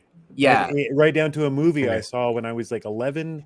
There was a big movie came out about Houdini, and that's how they did it. Yeah, it was just like, I want to do the punch thing, and he's like, okay, and he surprises him with a punch, and that's the big story that we've all been given. Yeah, I've been physically assaulted several times in my life, and I don't think it works that way. To kill you, yeah. And Houdini was a beast. He was a monster. You see pictures of him with his shirt off, and he's on the edge of like steroids. The guy is so built. So I mean that he got killed by like one punch. No. Yeah, it smelled. So that's so like maybe if it was Bruce Lee. Bruce Lee punched him. Maybe. Yeah, though. One punch power. And hey, so I got a question. Who inspired the reading voice of H.G. Wells in its documentary? That was off the cuff. That just kind of worked out because my plan when I was like reading the script, I had always thought that we were gonna like try to talent search and find some like creepy somebody who could do a creepy British voice, or use like some AI voice or something. So I was just kind of like, which we'd mostly done before. Mostly done that before, but I think we had a good pivot moment during this. You put like really solid effort into it, and I think you doing the creepy British voices was only bothering you. It was you, Matt. It was you. Oh yeah. I knew it. I knew it. I was like, oh man, the tones. It was the tones, and then the way you read. Because whenever you're ad-libbing, like I've watched like hundreds of hours of your work. So whenever you're ad-libbing and you're in your inspirational state versus when you have to follow a script, there's an entirely different energy and vocation tone that arises. So as I was listening to it, I was like, this has got to be Matt with voice augmentation. It just has to be to a degree, because there was certain tones. That's awesome. Yeah. That is awesome. So we got past a certain post. Good for you, man. That is wicked. Where we were always doing this, and then Matt was like, can we get rid of my stupid impersonation? Let's get rid of that. I don't know about this. And then I think Cynthia was giving feedback at one point. And well, you and Cynthia she was just like, this is great. Like, just leave this. Yeah, and well, both you and Cynthia were like, why are you guys? Yeah, you're like, why don't you just? And I was the only one who was out of the loop, and I just thought it was just. Brilliant. On your end, you're just brilliant. around, and you're doing 5 or 6 different people throughout it, but it doesn't matter. It's great. It works. Good performance. So that we got over a post there, so we can continue to do that to some degree. We used AI for the one Vernon guy, Vernon Gibson. Yeah, we used it for him. Right. But boy, it's ironic making these videos about evil transhumanists, but I'm increasingly pulling artificial intelligence into these productions. Ironically, Increasingly. Yo, Yeah, you know, it's Yo, being and used a lot. We got a voice there. We've used voice all the time. The imagery is really, of course, that's what we're starved for. We get these brilliant scripts, but then it's like, what the hell am I going to show? And the big evolution was the first part of this series, the UFO ones, where so we've got to come up with Greek gods and all this stuff. So I mean, AI has just been incredible for that. Yeah, we did a double recap just to get the context, right? So we watched the first one again, and then we walked into the second one right after, and it was like it was brilliant. I mean, like, fantastic. Just loving it. Do they feel like they flow together? Yes. Yeah, in my opinion, the answer to that is an emphatic yes. Good. Because on our side, it's it's months in between them, so it's kind of like, are we keeping? Feels like years. Yeah, I know. Tell me about it. But yeah, we're increasingly bringing in AI. But I mean, I don't know. What are you going to do, right? Like this stuff is. I hear everyone's scared. What's AI going to do? It's obviously going to wipe out entire sectors of industry, obviously. But I always throw back to the turn of the previous century. There were ice moguls. There were Elon Musks of ice who fought over land leases on like Lake Huron to own acreages when it froze over, to cut out perfect blocks of ice to then deliver to everyone. And they made the modern equivalent of billions of dollars, employed tens of thousands of people all over North America and Europe to deliver ice for the ice boxes, the newfangled technology that kept your meat for 3 days, right? Then refrigeration came along and all of it ended in a blink, in a heartbeat. Right. So it's not necessarily evil in and of itself just because the technology takes over. It's just we have to be careful that it doesn't get the launch codes. That's okay. It's racist now, according to Google or whatever, that new program where my they're like showing pictures of like the founding fathers of the United States, and they were all black. They're all black. Like, did you see any of that, Matt? What? No. Oh, dude, it's going viral. Yeah, I'll send you some links. Funny. They're like, draw me 5 pictures of 1943 German soldiers, and they're all black. Yep. Oh, really? Yeah, yeah. And I had this problem. We in the second part of Cynthia's series, Escaping Calypso's Island, about the green. That is also brilliant. Thank you very much. The brilliance is Cynthia's. I am but a worm. But we're trying to like bring the myth to life through AI, and it would just constantly lose the plot, because I'd be like, Ulysses and Calypso are standing on the island, referencing the image that we already like and we got it, and it turns all the girls into black guys with beards, and everybody's gay all of a sudden. And I'm sitting there for like 2 hours just trying to no. The Greek hero Ulysses, who is a man, and the prompt is becoming like this long, because I'm like, he is a Caucasian man, or you're like a Greek white man, and he's standing with the Greek white woman Calypso, and it would still bring back like 2 guys with beards kissing each other and stuff like that. Like, not gay porn star, not that. No, giving you gay. Oh yeah, everything was sexy and gay, and it's just like they baked it in here. Yeah, right from the start. So, we face that as a real problem, because I think they're going to be leaning on AI increasingly to teach children and take over schools. Garbage in, garbage out. And it's going to be this stuff like, well, white people didn't do anything. Everybody's, black and gay and crippled, and the AI they're going to be asking these questions to. They're going to be asking questions to Wikipedia and AI, and they're getting this back. Like, so fearful for schools in the future. Not that I wasn't already, but yeah. Yep. So we're getting I think we're at the limit of your time. I was gonna say it's sort of, no, I mean, this is an important topic, so we could scratch a little bit more on this, but this does sort of fall into H.G. Wells's world brain idea too, that sort of set the framework for cybernetics.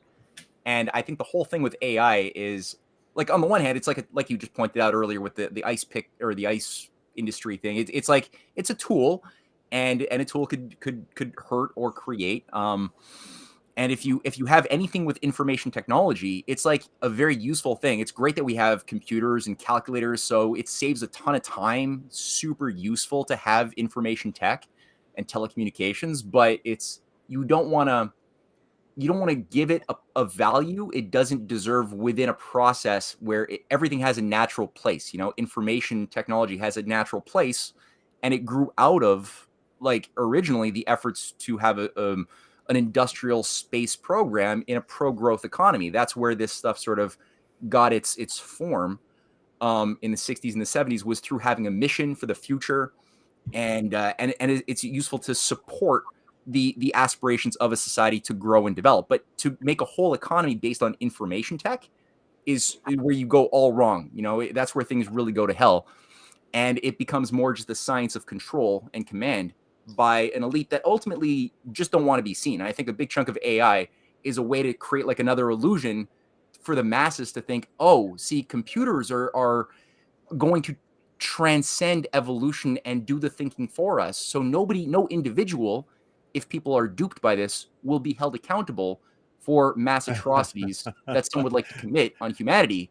Because it's like, well, it's the logical computer that's just so much more, intelligent than we are. And Wells would have loved that.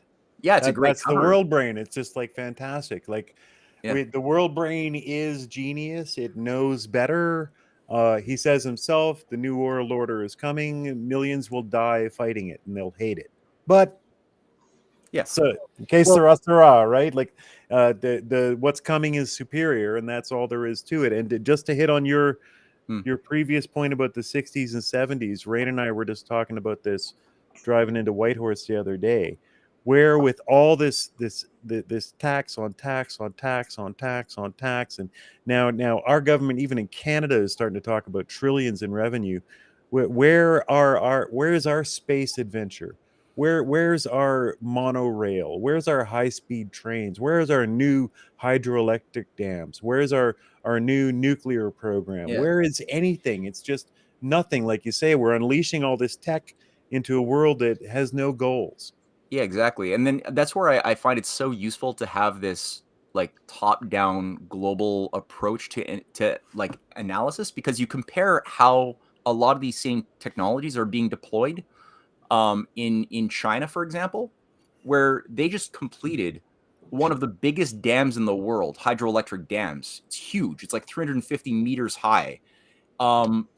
Without any human input. Like, I mean, the thing itself is run by robotics that built the entire thing. I mean, obviously they needed some people, I guess, along the way to manufacture some of the turbines, or I don't even know. But the way it's sold, and I mean, I've looked into it a little bit, is yeah, I mean, robots of a variety of types are all coordinated in a very intricate web of interconnectivity, organized and operated by an AI system that has a certain amount of like limited machine learning, no risk to humans. And the thing was built in record time, very effectively.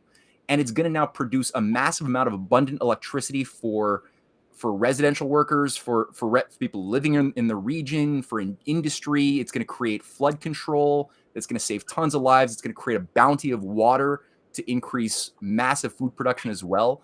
And it's like, that is a breath of fresh air to just see what must be the philosophical worldview of behind the policy that applies AI in that kind of way versus the sick, Wellesian misanthropic view of how this stuff has been applied in our world. It's a breath of fresh air to have that contrast, because otherwise people can get very black-pilled and cynical about like. You sure can. It doesn't help when these guys are all like, they seem to be the globalist view is just what you can't do. Yeah. You can't do this. You can't eat that. You can't go skidooing this weekend. You can't do this. You can't do that. And instead, as you just pointed out, with projects such as that dam, think of all we could do. Why don't they tell us what we can do? It's just what we can't do. You can't do this. We're talking about a culture that doesn't think the same way that we think in the West, though, too. I mean, we have a tendency in the West to, it's almost schizophrenic and it's short term.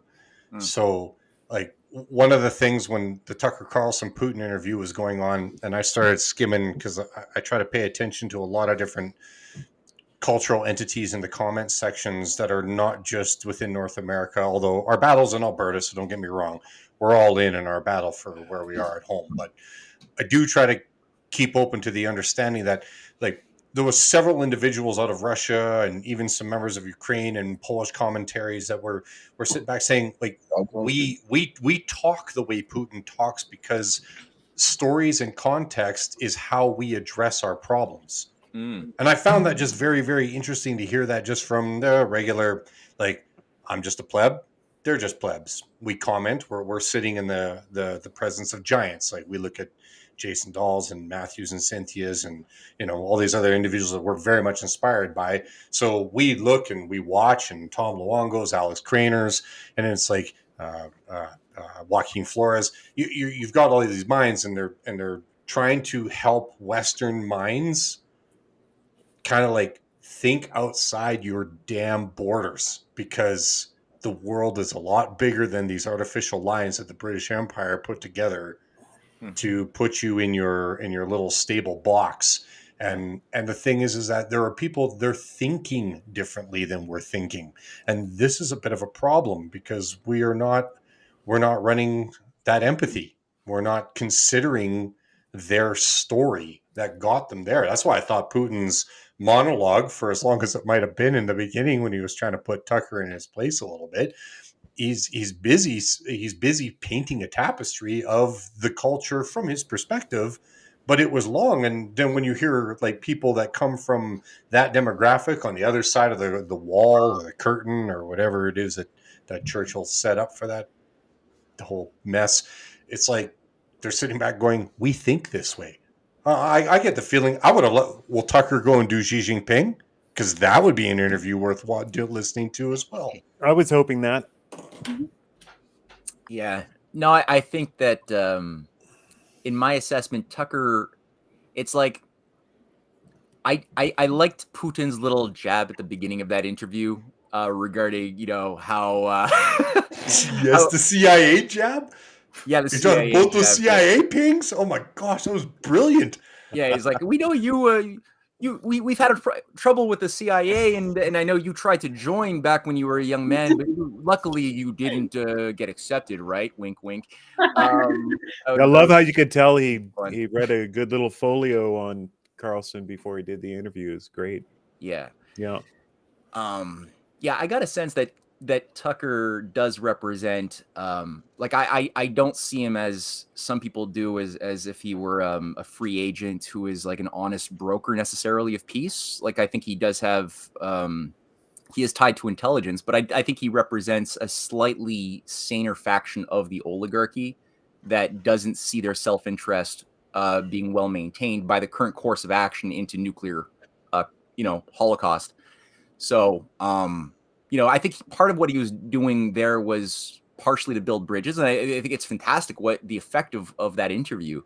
But also I think it was to feel out, one, is Putin and the people around Putin, are they susceptible to the type of mysticism that is required to, because ultimately one of Tucker's mandates for the past few years has been the alien disclosure operation, to prepare the groundwork of the psyche of the zeitgeist to accept the idea that they have to believe in aliens that have been around since ancient history is what it's implied, because if they're here now, they didn't just come here now. It implies that you have to reevaluate your Bible, your Quran, how the pyramids were built in accordance with this knowledge that they've been here from other dimensions or other galaxies or whatever. So that's part of what's in the broader context of this whole thing. The other thing was, I think, to map out. So he asked Putin, do you believe in supernatural forces at work right now? And Putin was like, Putin's, a worldly guy. Like he's got a lot of experience. And he's like, no, I believe that all of the problems are being caused by humans. Very clear on that. Yeah. I've worked with Russians. They're very direct. Yeah. Yes. And the other thing Yes. was, is there something that could cleave Russia away from China and back to a special U.S.-Russia relationship, which some in the conservative groupings in America and believe that it's possible to go back 20 years when Putin still wanted to or was open to joining NATO, and you know, people like John Mearsheimer is one of those people, one of those voices, where they're like, you know, we should have not lost that opportunity. We got too arrogant telling Russia what to do, and we should have brought them into NATO, and we could now have a mutual resistance against China if we only did that then. So I think part of it was to feel out, is that possible? And there are some factions in Russia that would like that. That's so I don't think we're necessarily going to see Tucker interviewing Xi, because that's just not his assignment. No, I see Tucker as actually a part of trying to move the sort of the religious ideological right into the anti-China bad. Like it seems like no matter what, I mean, even in his latest interview that I just went over because he just put it out, because there's this common theme of bringing someone in that has history with Maoist China or the Gang of Four, and it's like, okay, that's not this China. I understand that China. I've done my own research in that, and then also listening to tons of what I would consider trustworthy voices. And it's like I see Tucker as a part of the we're gonna biasy bump. It's going to be a bump of the bias of individuals that have been pre-programmed through Cold War rhetoric, and we're going to shift them into China's bad. It's a little more of a longer game than the neocons that are just looking for war everywhere right now. It's like, no, we're eventually got to get to the point where we get enough of you supporting China bad, just through bias, not through thinking through. Oh, well, it's been a bridge too far, the China thing. I mean, the massive irony. I spent a lot of time in Canadian freedom spaces on Twitter and such like that. The massive irony that all of these people 3 years ago thought that Putin was a bloodthirsty megalomaniac dictator that just, you know, killed his enemies with his bare hands publicly, now are practically cheering for the guy. Won't apply any of that to China. When it comes to China, mainstream media, government, everything they say is absolutely correct. It's just the evil yellow horde. It's wild. When you watch the news and you know that whatever they're telling you to believe is probably the opposite is true, but they won't apply it to China. Yeah. Madison? Yep. Get after it, Maddie.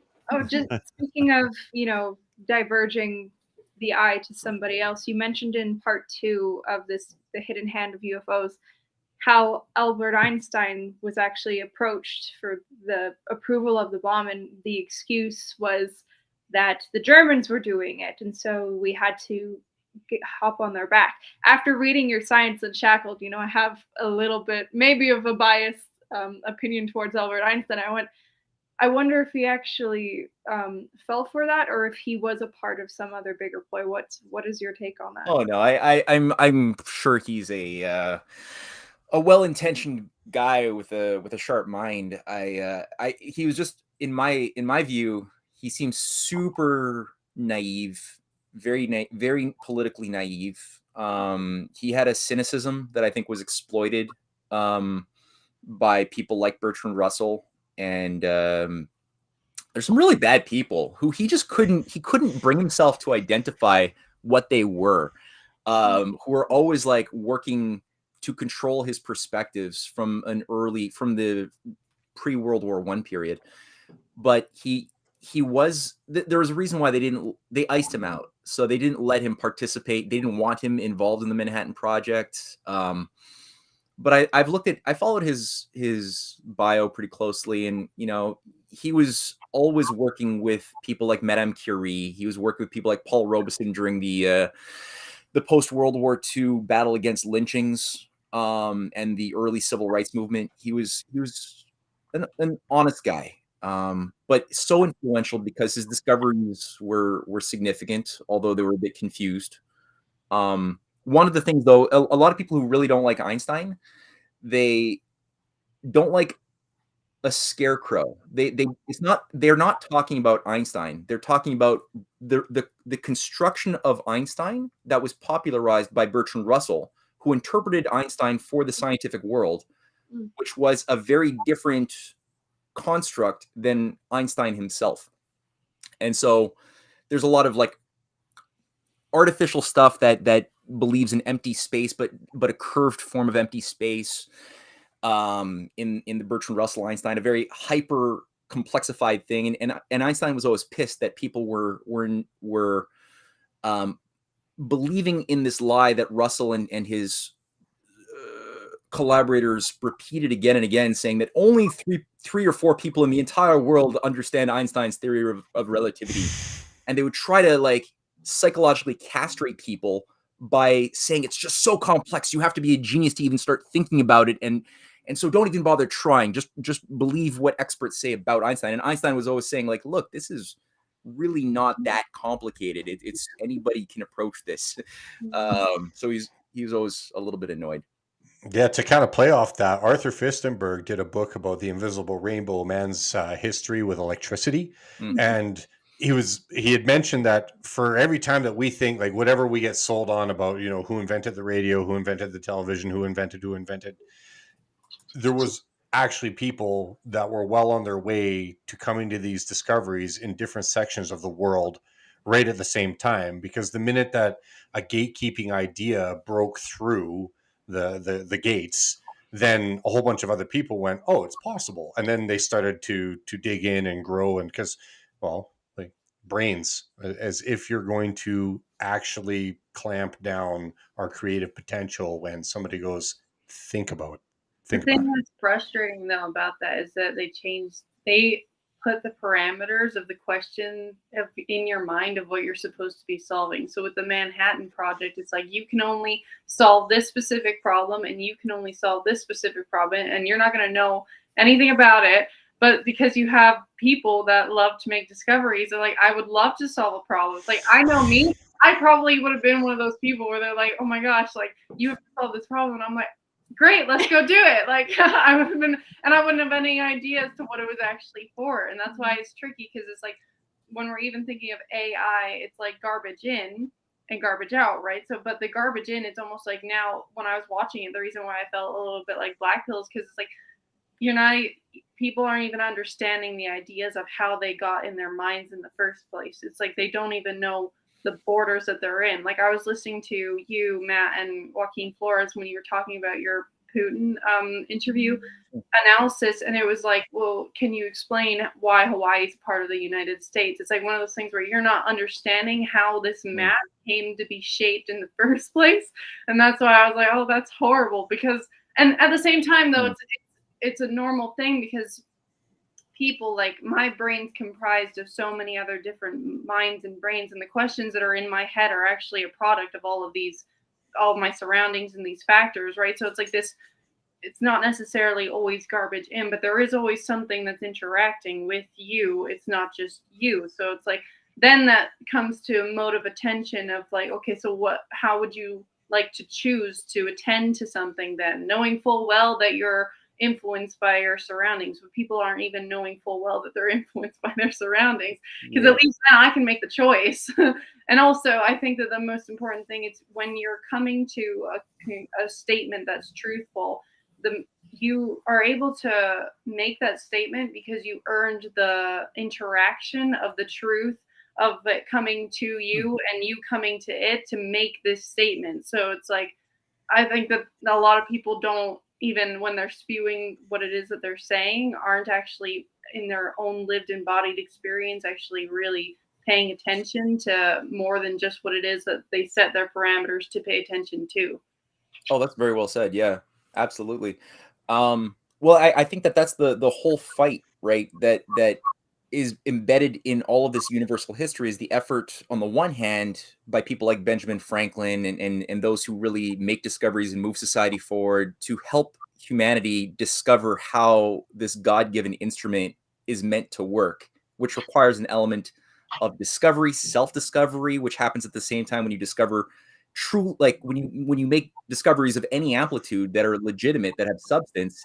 It also requires going inward into your own mind and thinking about what your own mind was doing when you were negotiating that transformation of something you were ignorant of into aha knowledge of that thing, whatever it is. And it'll have a certain character that helps you discover more of who you are, what this higher attribute beyond the senses is that allows you to use your senses as if they were tools to get that beautiful, joyful effect. And then you have an increased power. There's more insight, right? Which comes with that to make more discoveries, to build on a firmer foundation, to communicate more effectively. And so people like whether it's again St. Augustine or Ben Franklin or anybody who's really good, they're always like they've tapped into that understanding that humanity help themselves to use their mind. And on the inverse side, those who are creating counterfeit ideas that look like the truth, but when you scratch on it, you're like, no, that's a wind egg. It actually it's designed as an illusionist trick to create a mannequin appearing like a human, but it's a mannequin, right? And when you start poking, you're like, oh wait, that's a fake, that's a decoy. and that's, I think, one of the ways to smell out on a first degree approximation, like where are the real discoveries, who makes them, and who are the counterfeiters who have like Leo Szilard is brought up in that video. Mm-hmm. And I didn't realize that. I knew that Szilard, who spearheaded the Manhattan Project, was a Wellesian. I didn't know to what degree until Cynthia and I started like really researching it for the script. But one thing that shocked me is that when he was given the patents for nuclear chain reactions, he never built a prototype. He never said how he discovered it. It was all very mystical. And so you're like, okay, well, did anybody else discover nuclear chain reactions and say how they discovered them before he did? And then you're like, oh shit.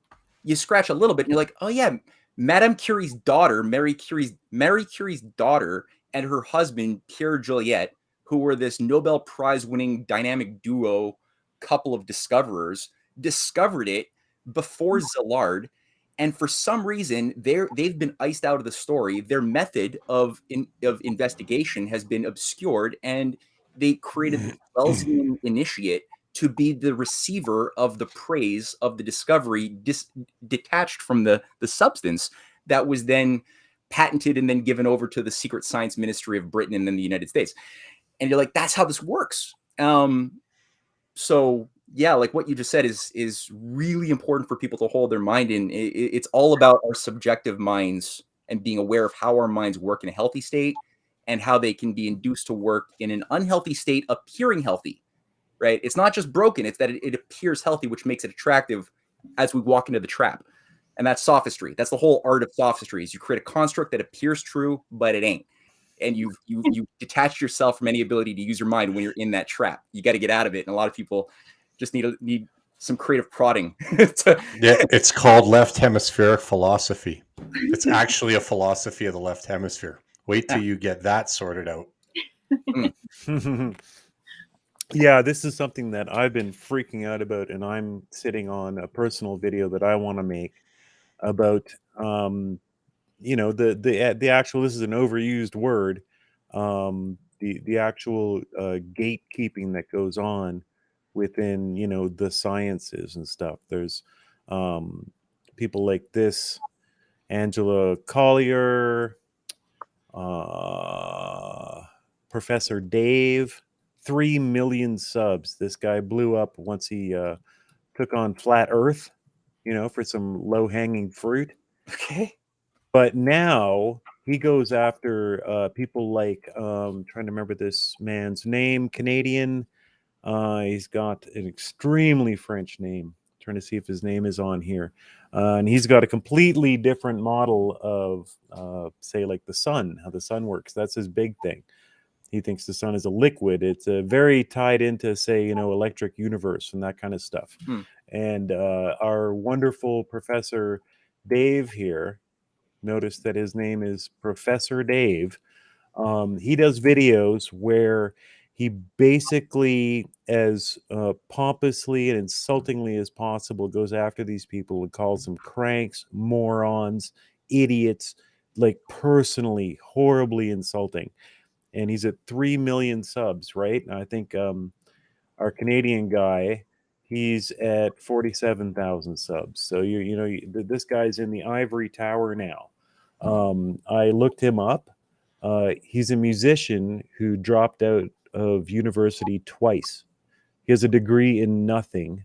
He's a professor of nothing. He's a complete loser, and he makes fun of our Canadian guy. I feel so bad. I hope he never sees this. But super French name, like, you know, France Marie, like hyphenated de la France de Pierre or something like that. He is a double PhD, and this little fucking twerp goes after him and calls him a crank because he just doesn't like that this Canadian scientist has a different model of the sun than what he's been told is allowed. Yeah. And the same with this Angela Collier girl. Let me get her screen up.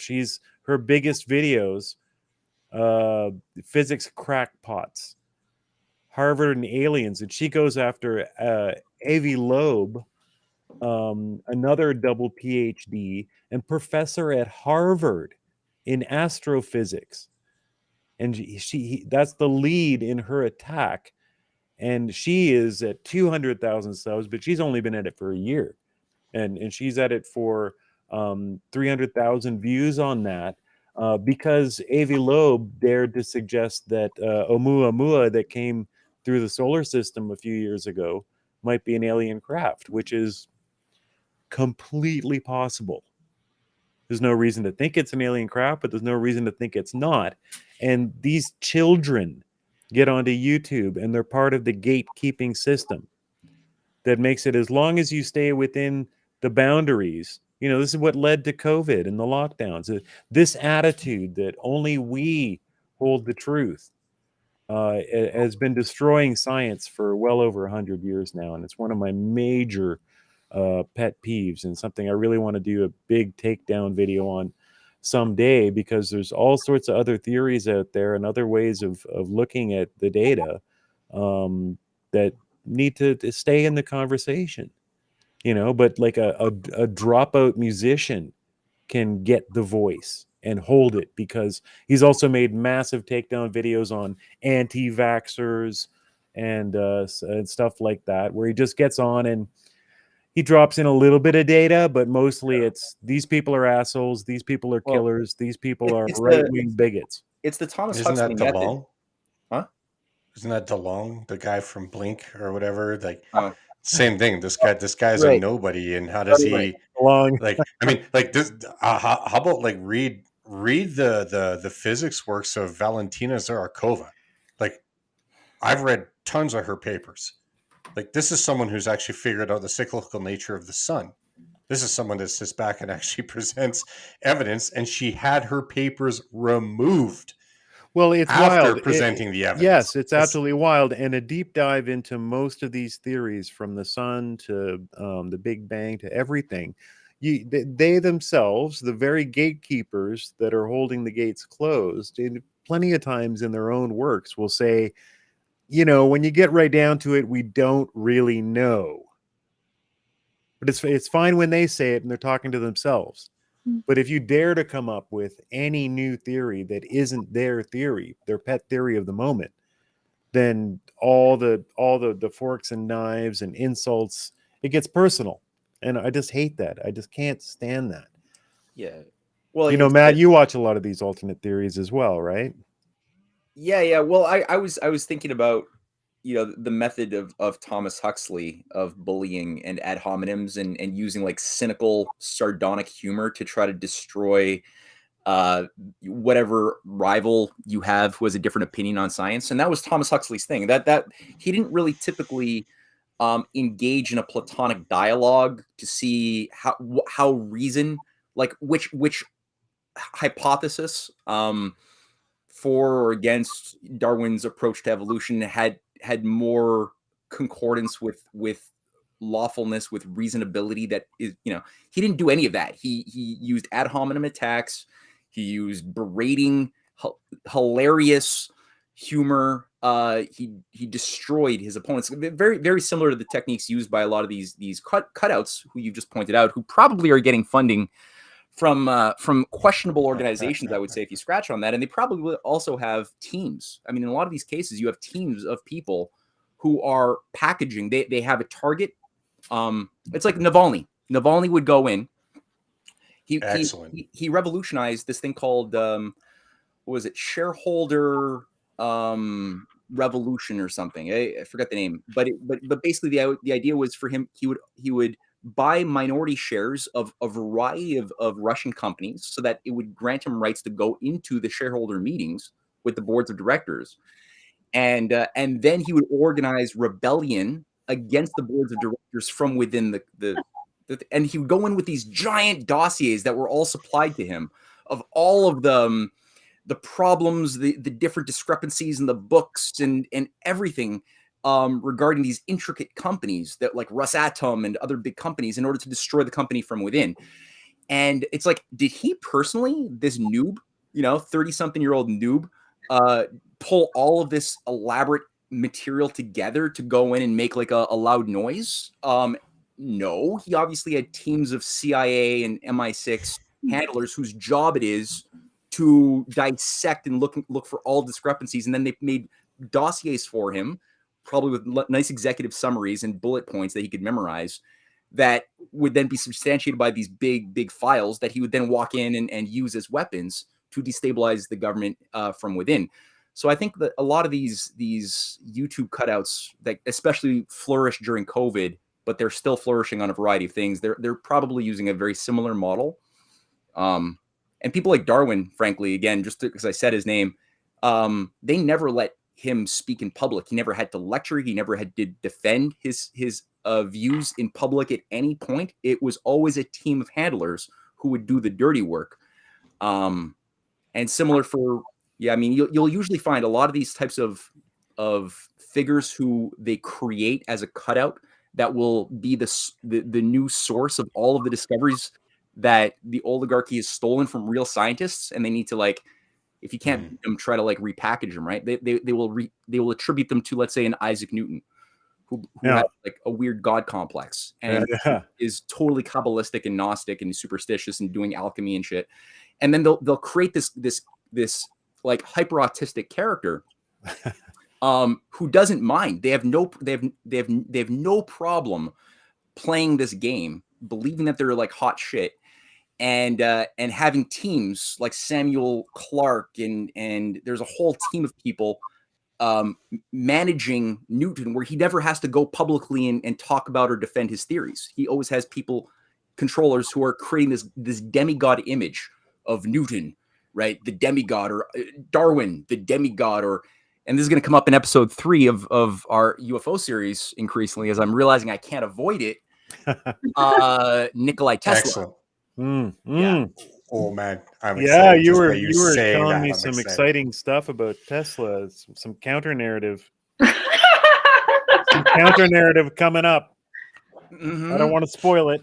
Oh, but do it. You gotta do it. What I do want to say is, just before we move away from the topic, your mind immediately went to who are the groups behind these people, and to me that brought up immediately one of the biggest channels on YouTube for science, Veristasium. Probably everybody has seen this annoying asshole on YouTube. Everyone seen this guy? Yeah. No. I no, don't do well, a lot of you're mainstream lucky. YouTube. I go You're lucky. I go to the dark places of the forest to find my information. I spend plenty of time there, but I spend plenty of time here. And I mean, I've been watching this guy for years, and he's so smug. Some of his titles are like, "Why all of you don't understand light or electricity." So for here, look what we've got here. When I do, first off, I couldn't remember while we were talking the name of the channel, and it's Veristasium. So all I did was on YouTube. You can see at the top, I typed in science. And about the 10th video was from Veristasium. That's how big this guy is. And so I recently saw, and I was also trying to find this video in the background. I haven't found it yet. I came across a random Brit independent reporter who does a complete takedown of Veristasium. And you can see these 2 videos that I've got up here. Why the future of cars is electric. Why you should want driverless cars on roads now. He uncovers what only gets put in fine print in the video for 10 seconds, completely bought and paid for by electric taxi companies in San Francisco, big tech, completely bought and paid for. And it went out. He compares about 6 different creators on YouTube that have the same content, the same script, the same lines. And this is one of the science explainers, one of the biggest in the world. The guy is a billionaire off of this. And he comes out and he makes fun of people. He had a vaccine thing during COVID, the whole 9 yards. So this asshole is controlling what people think about science. And nowhere in here, we've got the breakdown paragraph right here. Nowhere in there does it say that I was paid $17 million by electric car companies. You know, so I just wanted to bring that up because Matt, you hit that right away. Like right away, you're like, okay, who's the organization behind them? Yeah, it's always the same model. Yeah, no, it's a good. I would love to see you make a few videos. Even I will. I've got the together. project's named. I'm collecting footage. It's just, you know, it's on my own time, so it'll happen when it happens. But it just increasingly infuriates me that not only the gatekeeping, but the sheer, the vitriol, the anger, the demeanment of people that are trying to think in new ways. We can't let them win. What kind of society will we have if we let them win? Actually, look around. We're in the society. We're not going to win, but we're in it. For a little while, we're at least still able to make and put out videos like this. We'll see. But we got to take responsibility. Half of the reason we're in this society is that it's our fault. So yeah. I'm going to stand where I know I can stand and say, all right, fool me once. Yeah, shame on me. But from these days forward, it won't be that way. Even if it puts me in a gulag with Matthew, Cynthia. Well, we'll share a gulag together. Although Cynthia will have to share it with my daughters because they'll separate males and females. But it's okay. We're making an escape plan. Okay, we're not going to do what they did. I'm coming out guns a-blazing. I'll give her my rations. I know how to fast. And when it's gulag time, I'll declare myself identified female. Right. All right, guys. I think it's turned into a marathon. Yeah, hell of a show. It was appropriate. You know, and I always love it when you guys pop in. This was it added some nice fuel to the fires. It was great. Oh, you guys did so well, like so well. Honestly, I applaud Jay. What you did, it's true artistry. Matthew and Cynthia, although she's not listening, but hopefully she'll watch, or Matthew can pass it on. Just thank you so much for all of this. This is once again just another layer of the battle that needs to happen.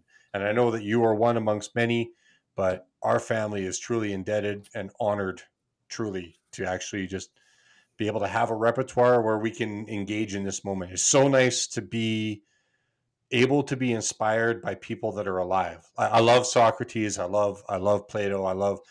There's lots that I love, but these are individuals that I have to reach in the past to garner and to think about, but to have people like, you know, Dr. Ian McGilchrist's work and Matthew's work and Joaquin, like I would love to meet these guys. I would love to have a conversation with Gorilla. I would love to like tango with Gus. My family wants to come up and hang out with Rain and Jay. Like, it's so nice to have living inspiration around us. Mm-hmm. Yeah, we should do a show. We should get Gorilla involved in a show sometime, Matt. He's such fun, man. We could do a roundtable. Yeah. Holmes he's family. Such a blast. Gorilla. We'll bring in Joaquin. And Matthew, the voiceovers that you were doing, they are so good. Do them going forward. Yes. They are so good. Okay. One of my favorite parts. Oh, it's gonna go to his head, and next time he's gonna be all like, "Yes, I am the ruler of the world." Can't put that gene back in the bottle. It's out. Do it. Doe has just expanded. Yes. Let's go. Well, thank you guys. No, it's great. I love having allies like you guys out there too. It really moralizes Cynthia and me. Cynthia actually is she crashed on part 2 of her ongoing series on Gladio in South America. So she would have otherwise have been happy to have been here. But we're looking forward to going and meeting you guys. And if anybody's listening on YouTube or Rumble or wherever this is being streamed, and you're in Calgary, reach out to us because we're probably going to do a little event in Calgary in a couple of weeks. Location yet to be determined. Okay, cool. So Not looking forward to probably. that. Not probably. So We're doing then it. get up on the We're QR doing it, code yeah. that's there and get MattEhret's Substack scanned into your phone and subscribe to MattEhret's Substack. That way you'll automatically just get emails when the events come out, new articles exposing the New World Order, etc., etc. And congratulations, I see on the YouTube video for Hidden Hand Behind UFOs, you've gotten the Google warning underneath about New World Order and how that's a common conspiracy on the far right. Yeah. So that's how there you know to. we're on the right track. Yeah, exactly. Oh, that is so vexing. Oh, Oh. it is. It's horrific. That's part of another video that I'm building. I'm always building about 10 videos, and eventually one of them busts through and gets released. But one of them right now is this horrible double standard on YouTube. And I just went through my emails to find the email they sent out at the end of May in 22, saying that if you even suggest that Russia was had reasons to invade Ukraine, your content will be taken down. If you even suggest that they attack their own people or anything like that, your content will be gone. What? Yeah. This is a YouTube message, an official? Yeah. April 22. Yeah, I couldn't believe it. And of course, don't forget, man, we got Trudeau's bill coming in to pass here too. God, so don't even Look, they're we have coming to for stop online hate. Okay, that's it. We're Don't trying to even protect our start. children. We have to protect the children. Give me one sec here. cares? This is worth About the sharing. kids, even the kids he's not having sex with, he cares. Okay, they just here can't we say go. anything because they got a sock in their mouth. There is the email right there. Dear publisher, due to the war in Ukraine, we will pause monetization of content that exploits, dismisses, or condones the war. This pause includes, but is not limited to, claims that imply victims are responsible for their own tragedy or similar instances of victim blaming, such as claims that Ukraine is committing genocide or deliberately attacking its own citizens. So Which, when you look at any of the videos all over Telegram, you can clearly see that I think you were at 12,000 that were, for the best counts of how many of their own citizens they had killed by the time Russia jumped in. But that you can't even refer to that. You can't even. They're telling you. Google is, and that's Google AdSense. That wasn't from YouTube. That was from Google AdSense. So the mama company is just like, here is the narrative for the world. Anything else will be censored. Yeah. God. So I guess we all need to start discussing our contingency plan of moving to Russia. Yeah, well, We'll that is the maybe. bug out. I'm just saying. That is the bug out. For me right now, it's the bug out. Yeah, I go to Sochi, but housing's pretty expensive We're gonna there. build a commune in Russia. Again, you know what? I'm gonna bring in Tim Kirby into a roundtable, and he's spearheading the whole American cities in Russia project. I follow him closely. On that. Yeah. Good to have things on the back burner. You've talked to him, man. If I have to even go back to the rigs to support all of you, I would do it.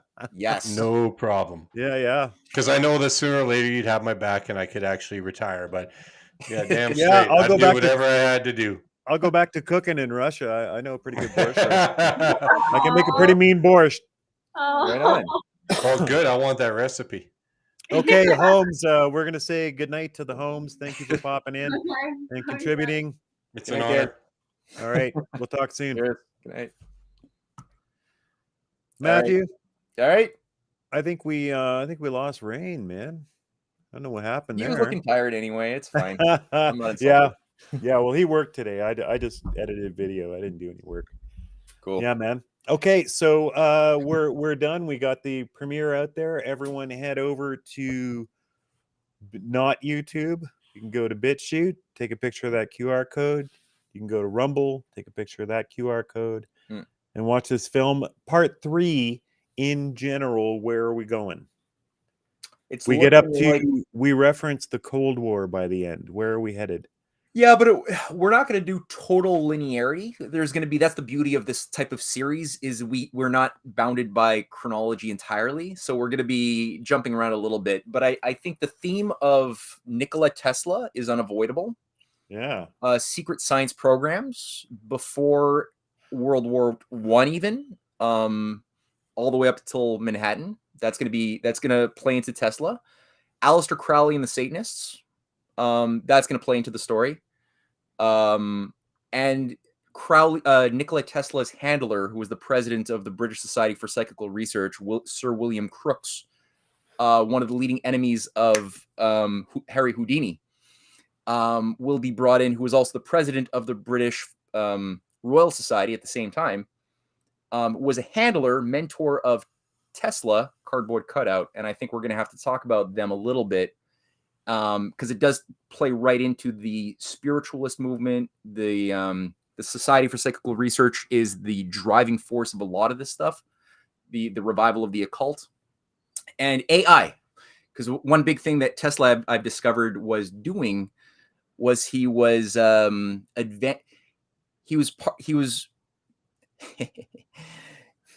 he's tied to T.H. Huxley as well, and the X. Oh.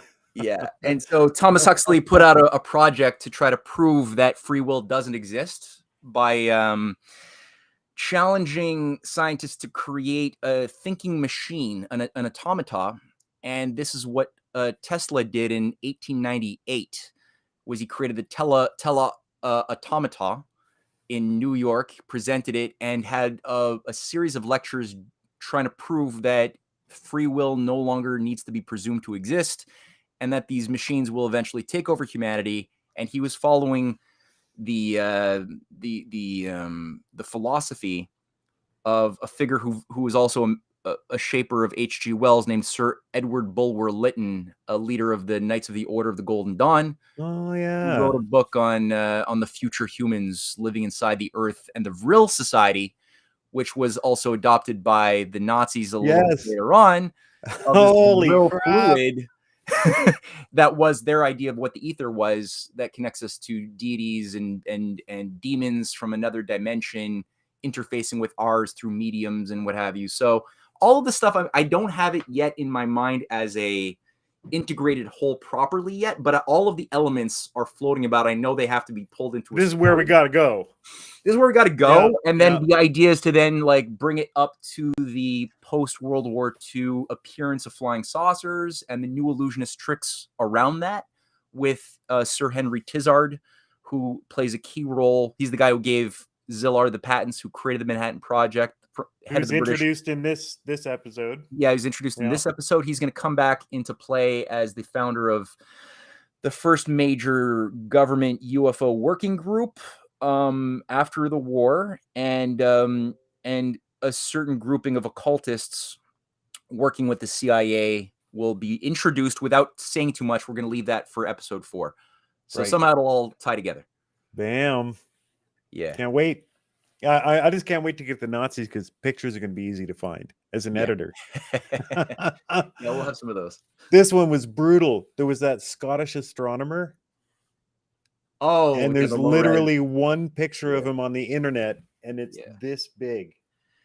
Yeah, well, you made it work, and well, AI again, AI upscaling at least lets me make that picture into this picture. Yeah, that was good. It was a good fix, and I loved what Cynthia and I both were just so amazed and impressed with your choices, especially the Ed Asner clip. That fused so nicely. It weaved it into the story so well, and the clip also on the end where you have the War of the Worlds being where you're hearing it from the radio broadcast in 1938, but then you actually see the illusionists at the radio station making all the sound effects. Yes, that's what I loved about it. Yeah, it's so good. The guy's got that big disc and like, oh, they're opening the saucer. Oh my gosh. And he's like, oh, the human coming out. What is it?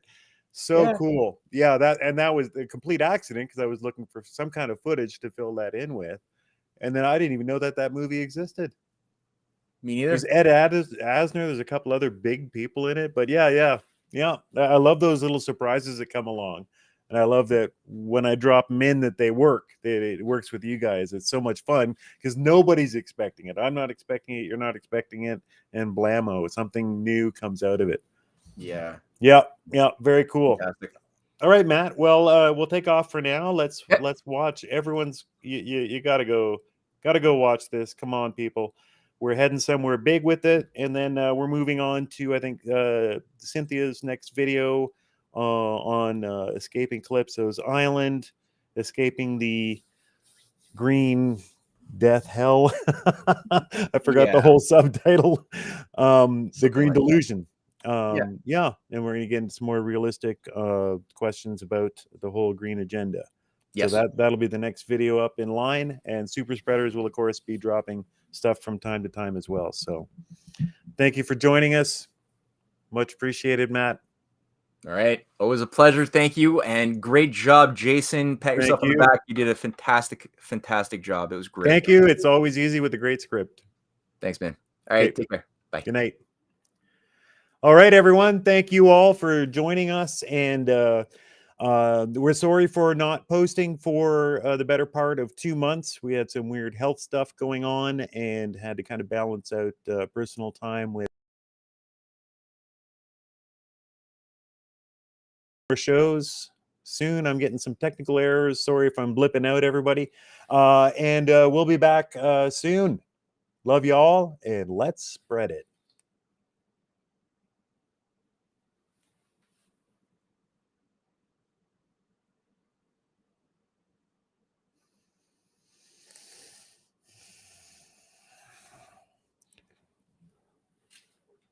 If we're allowed to.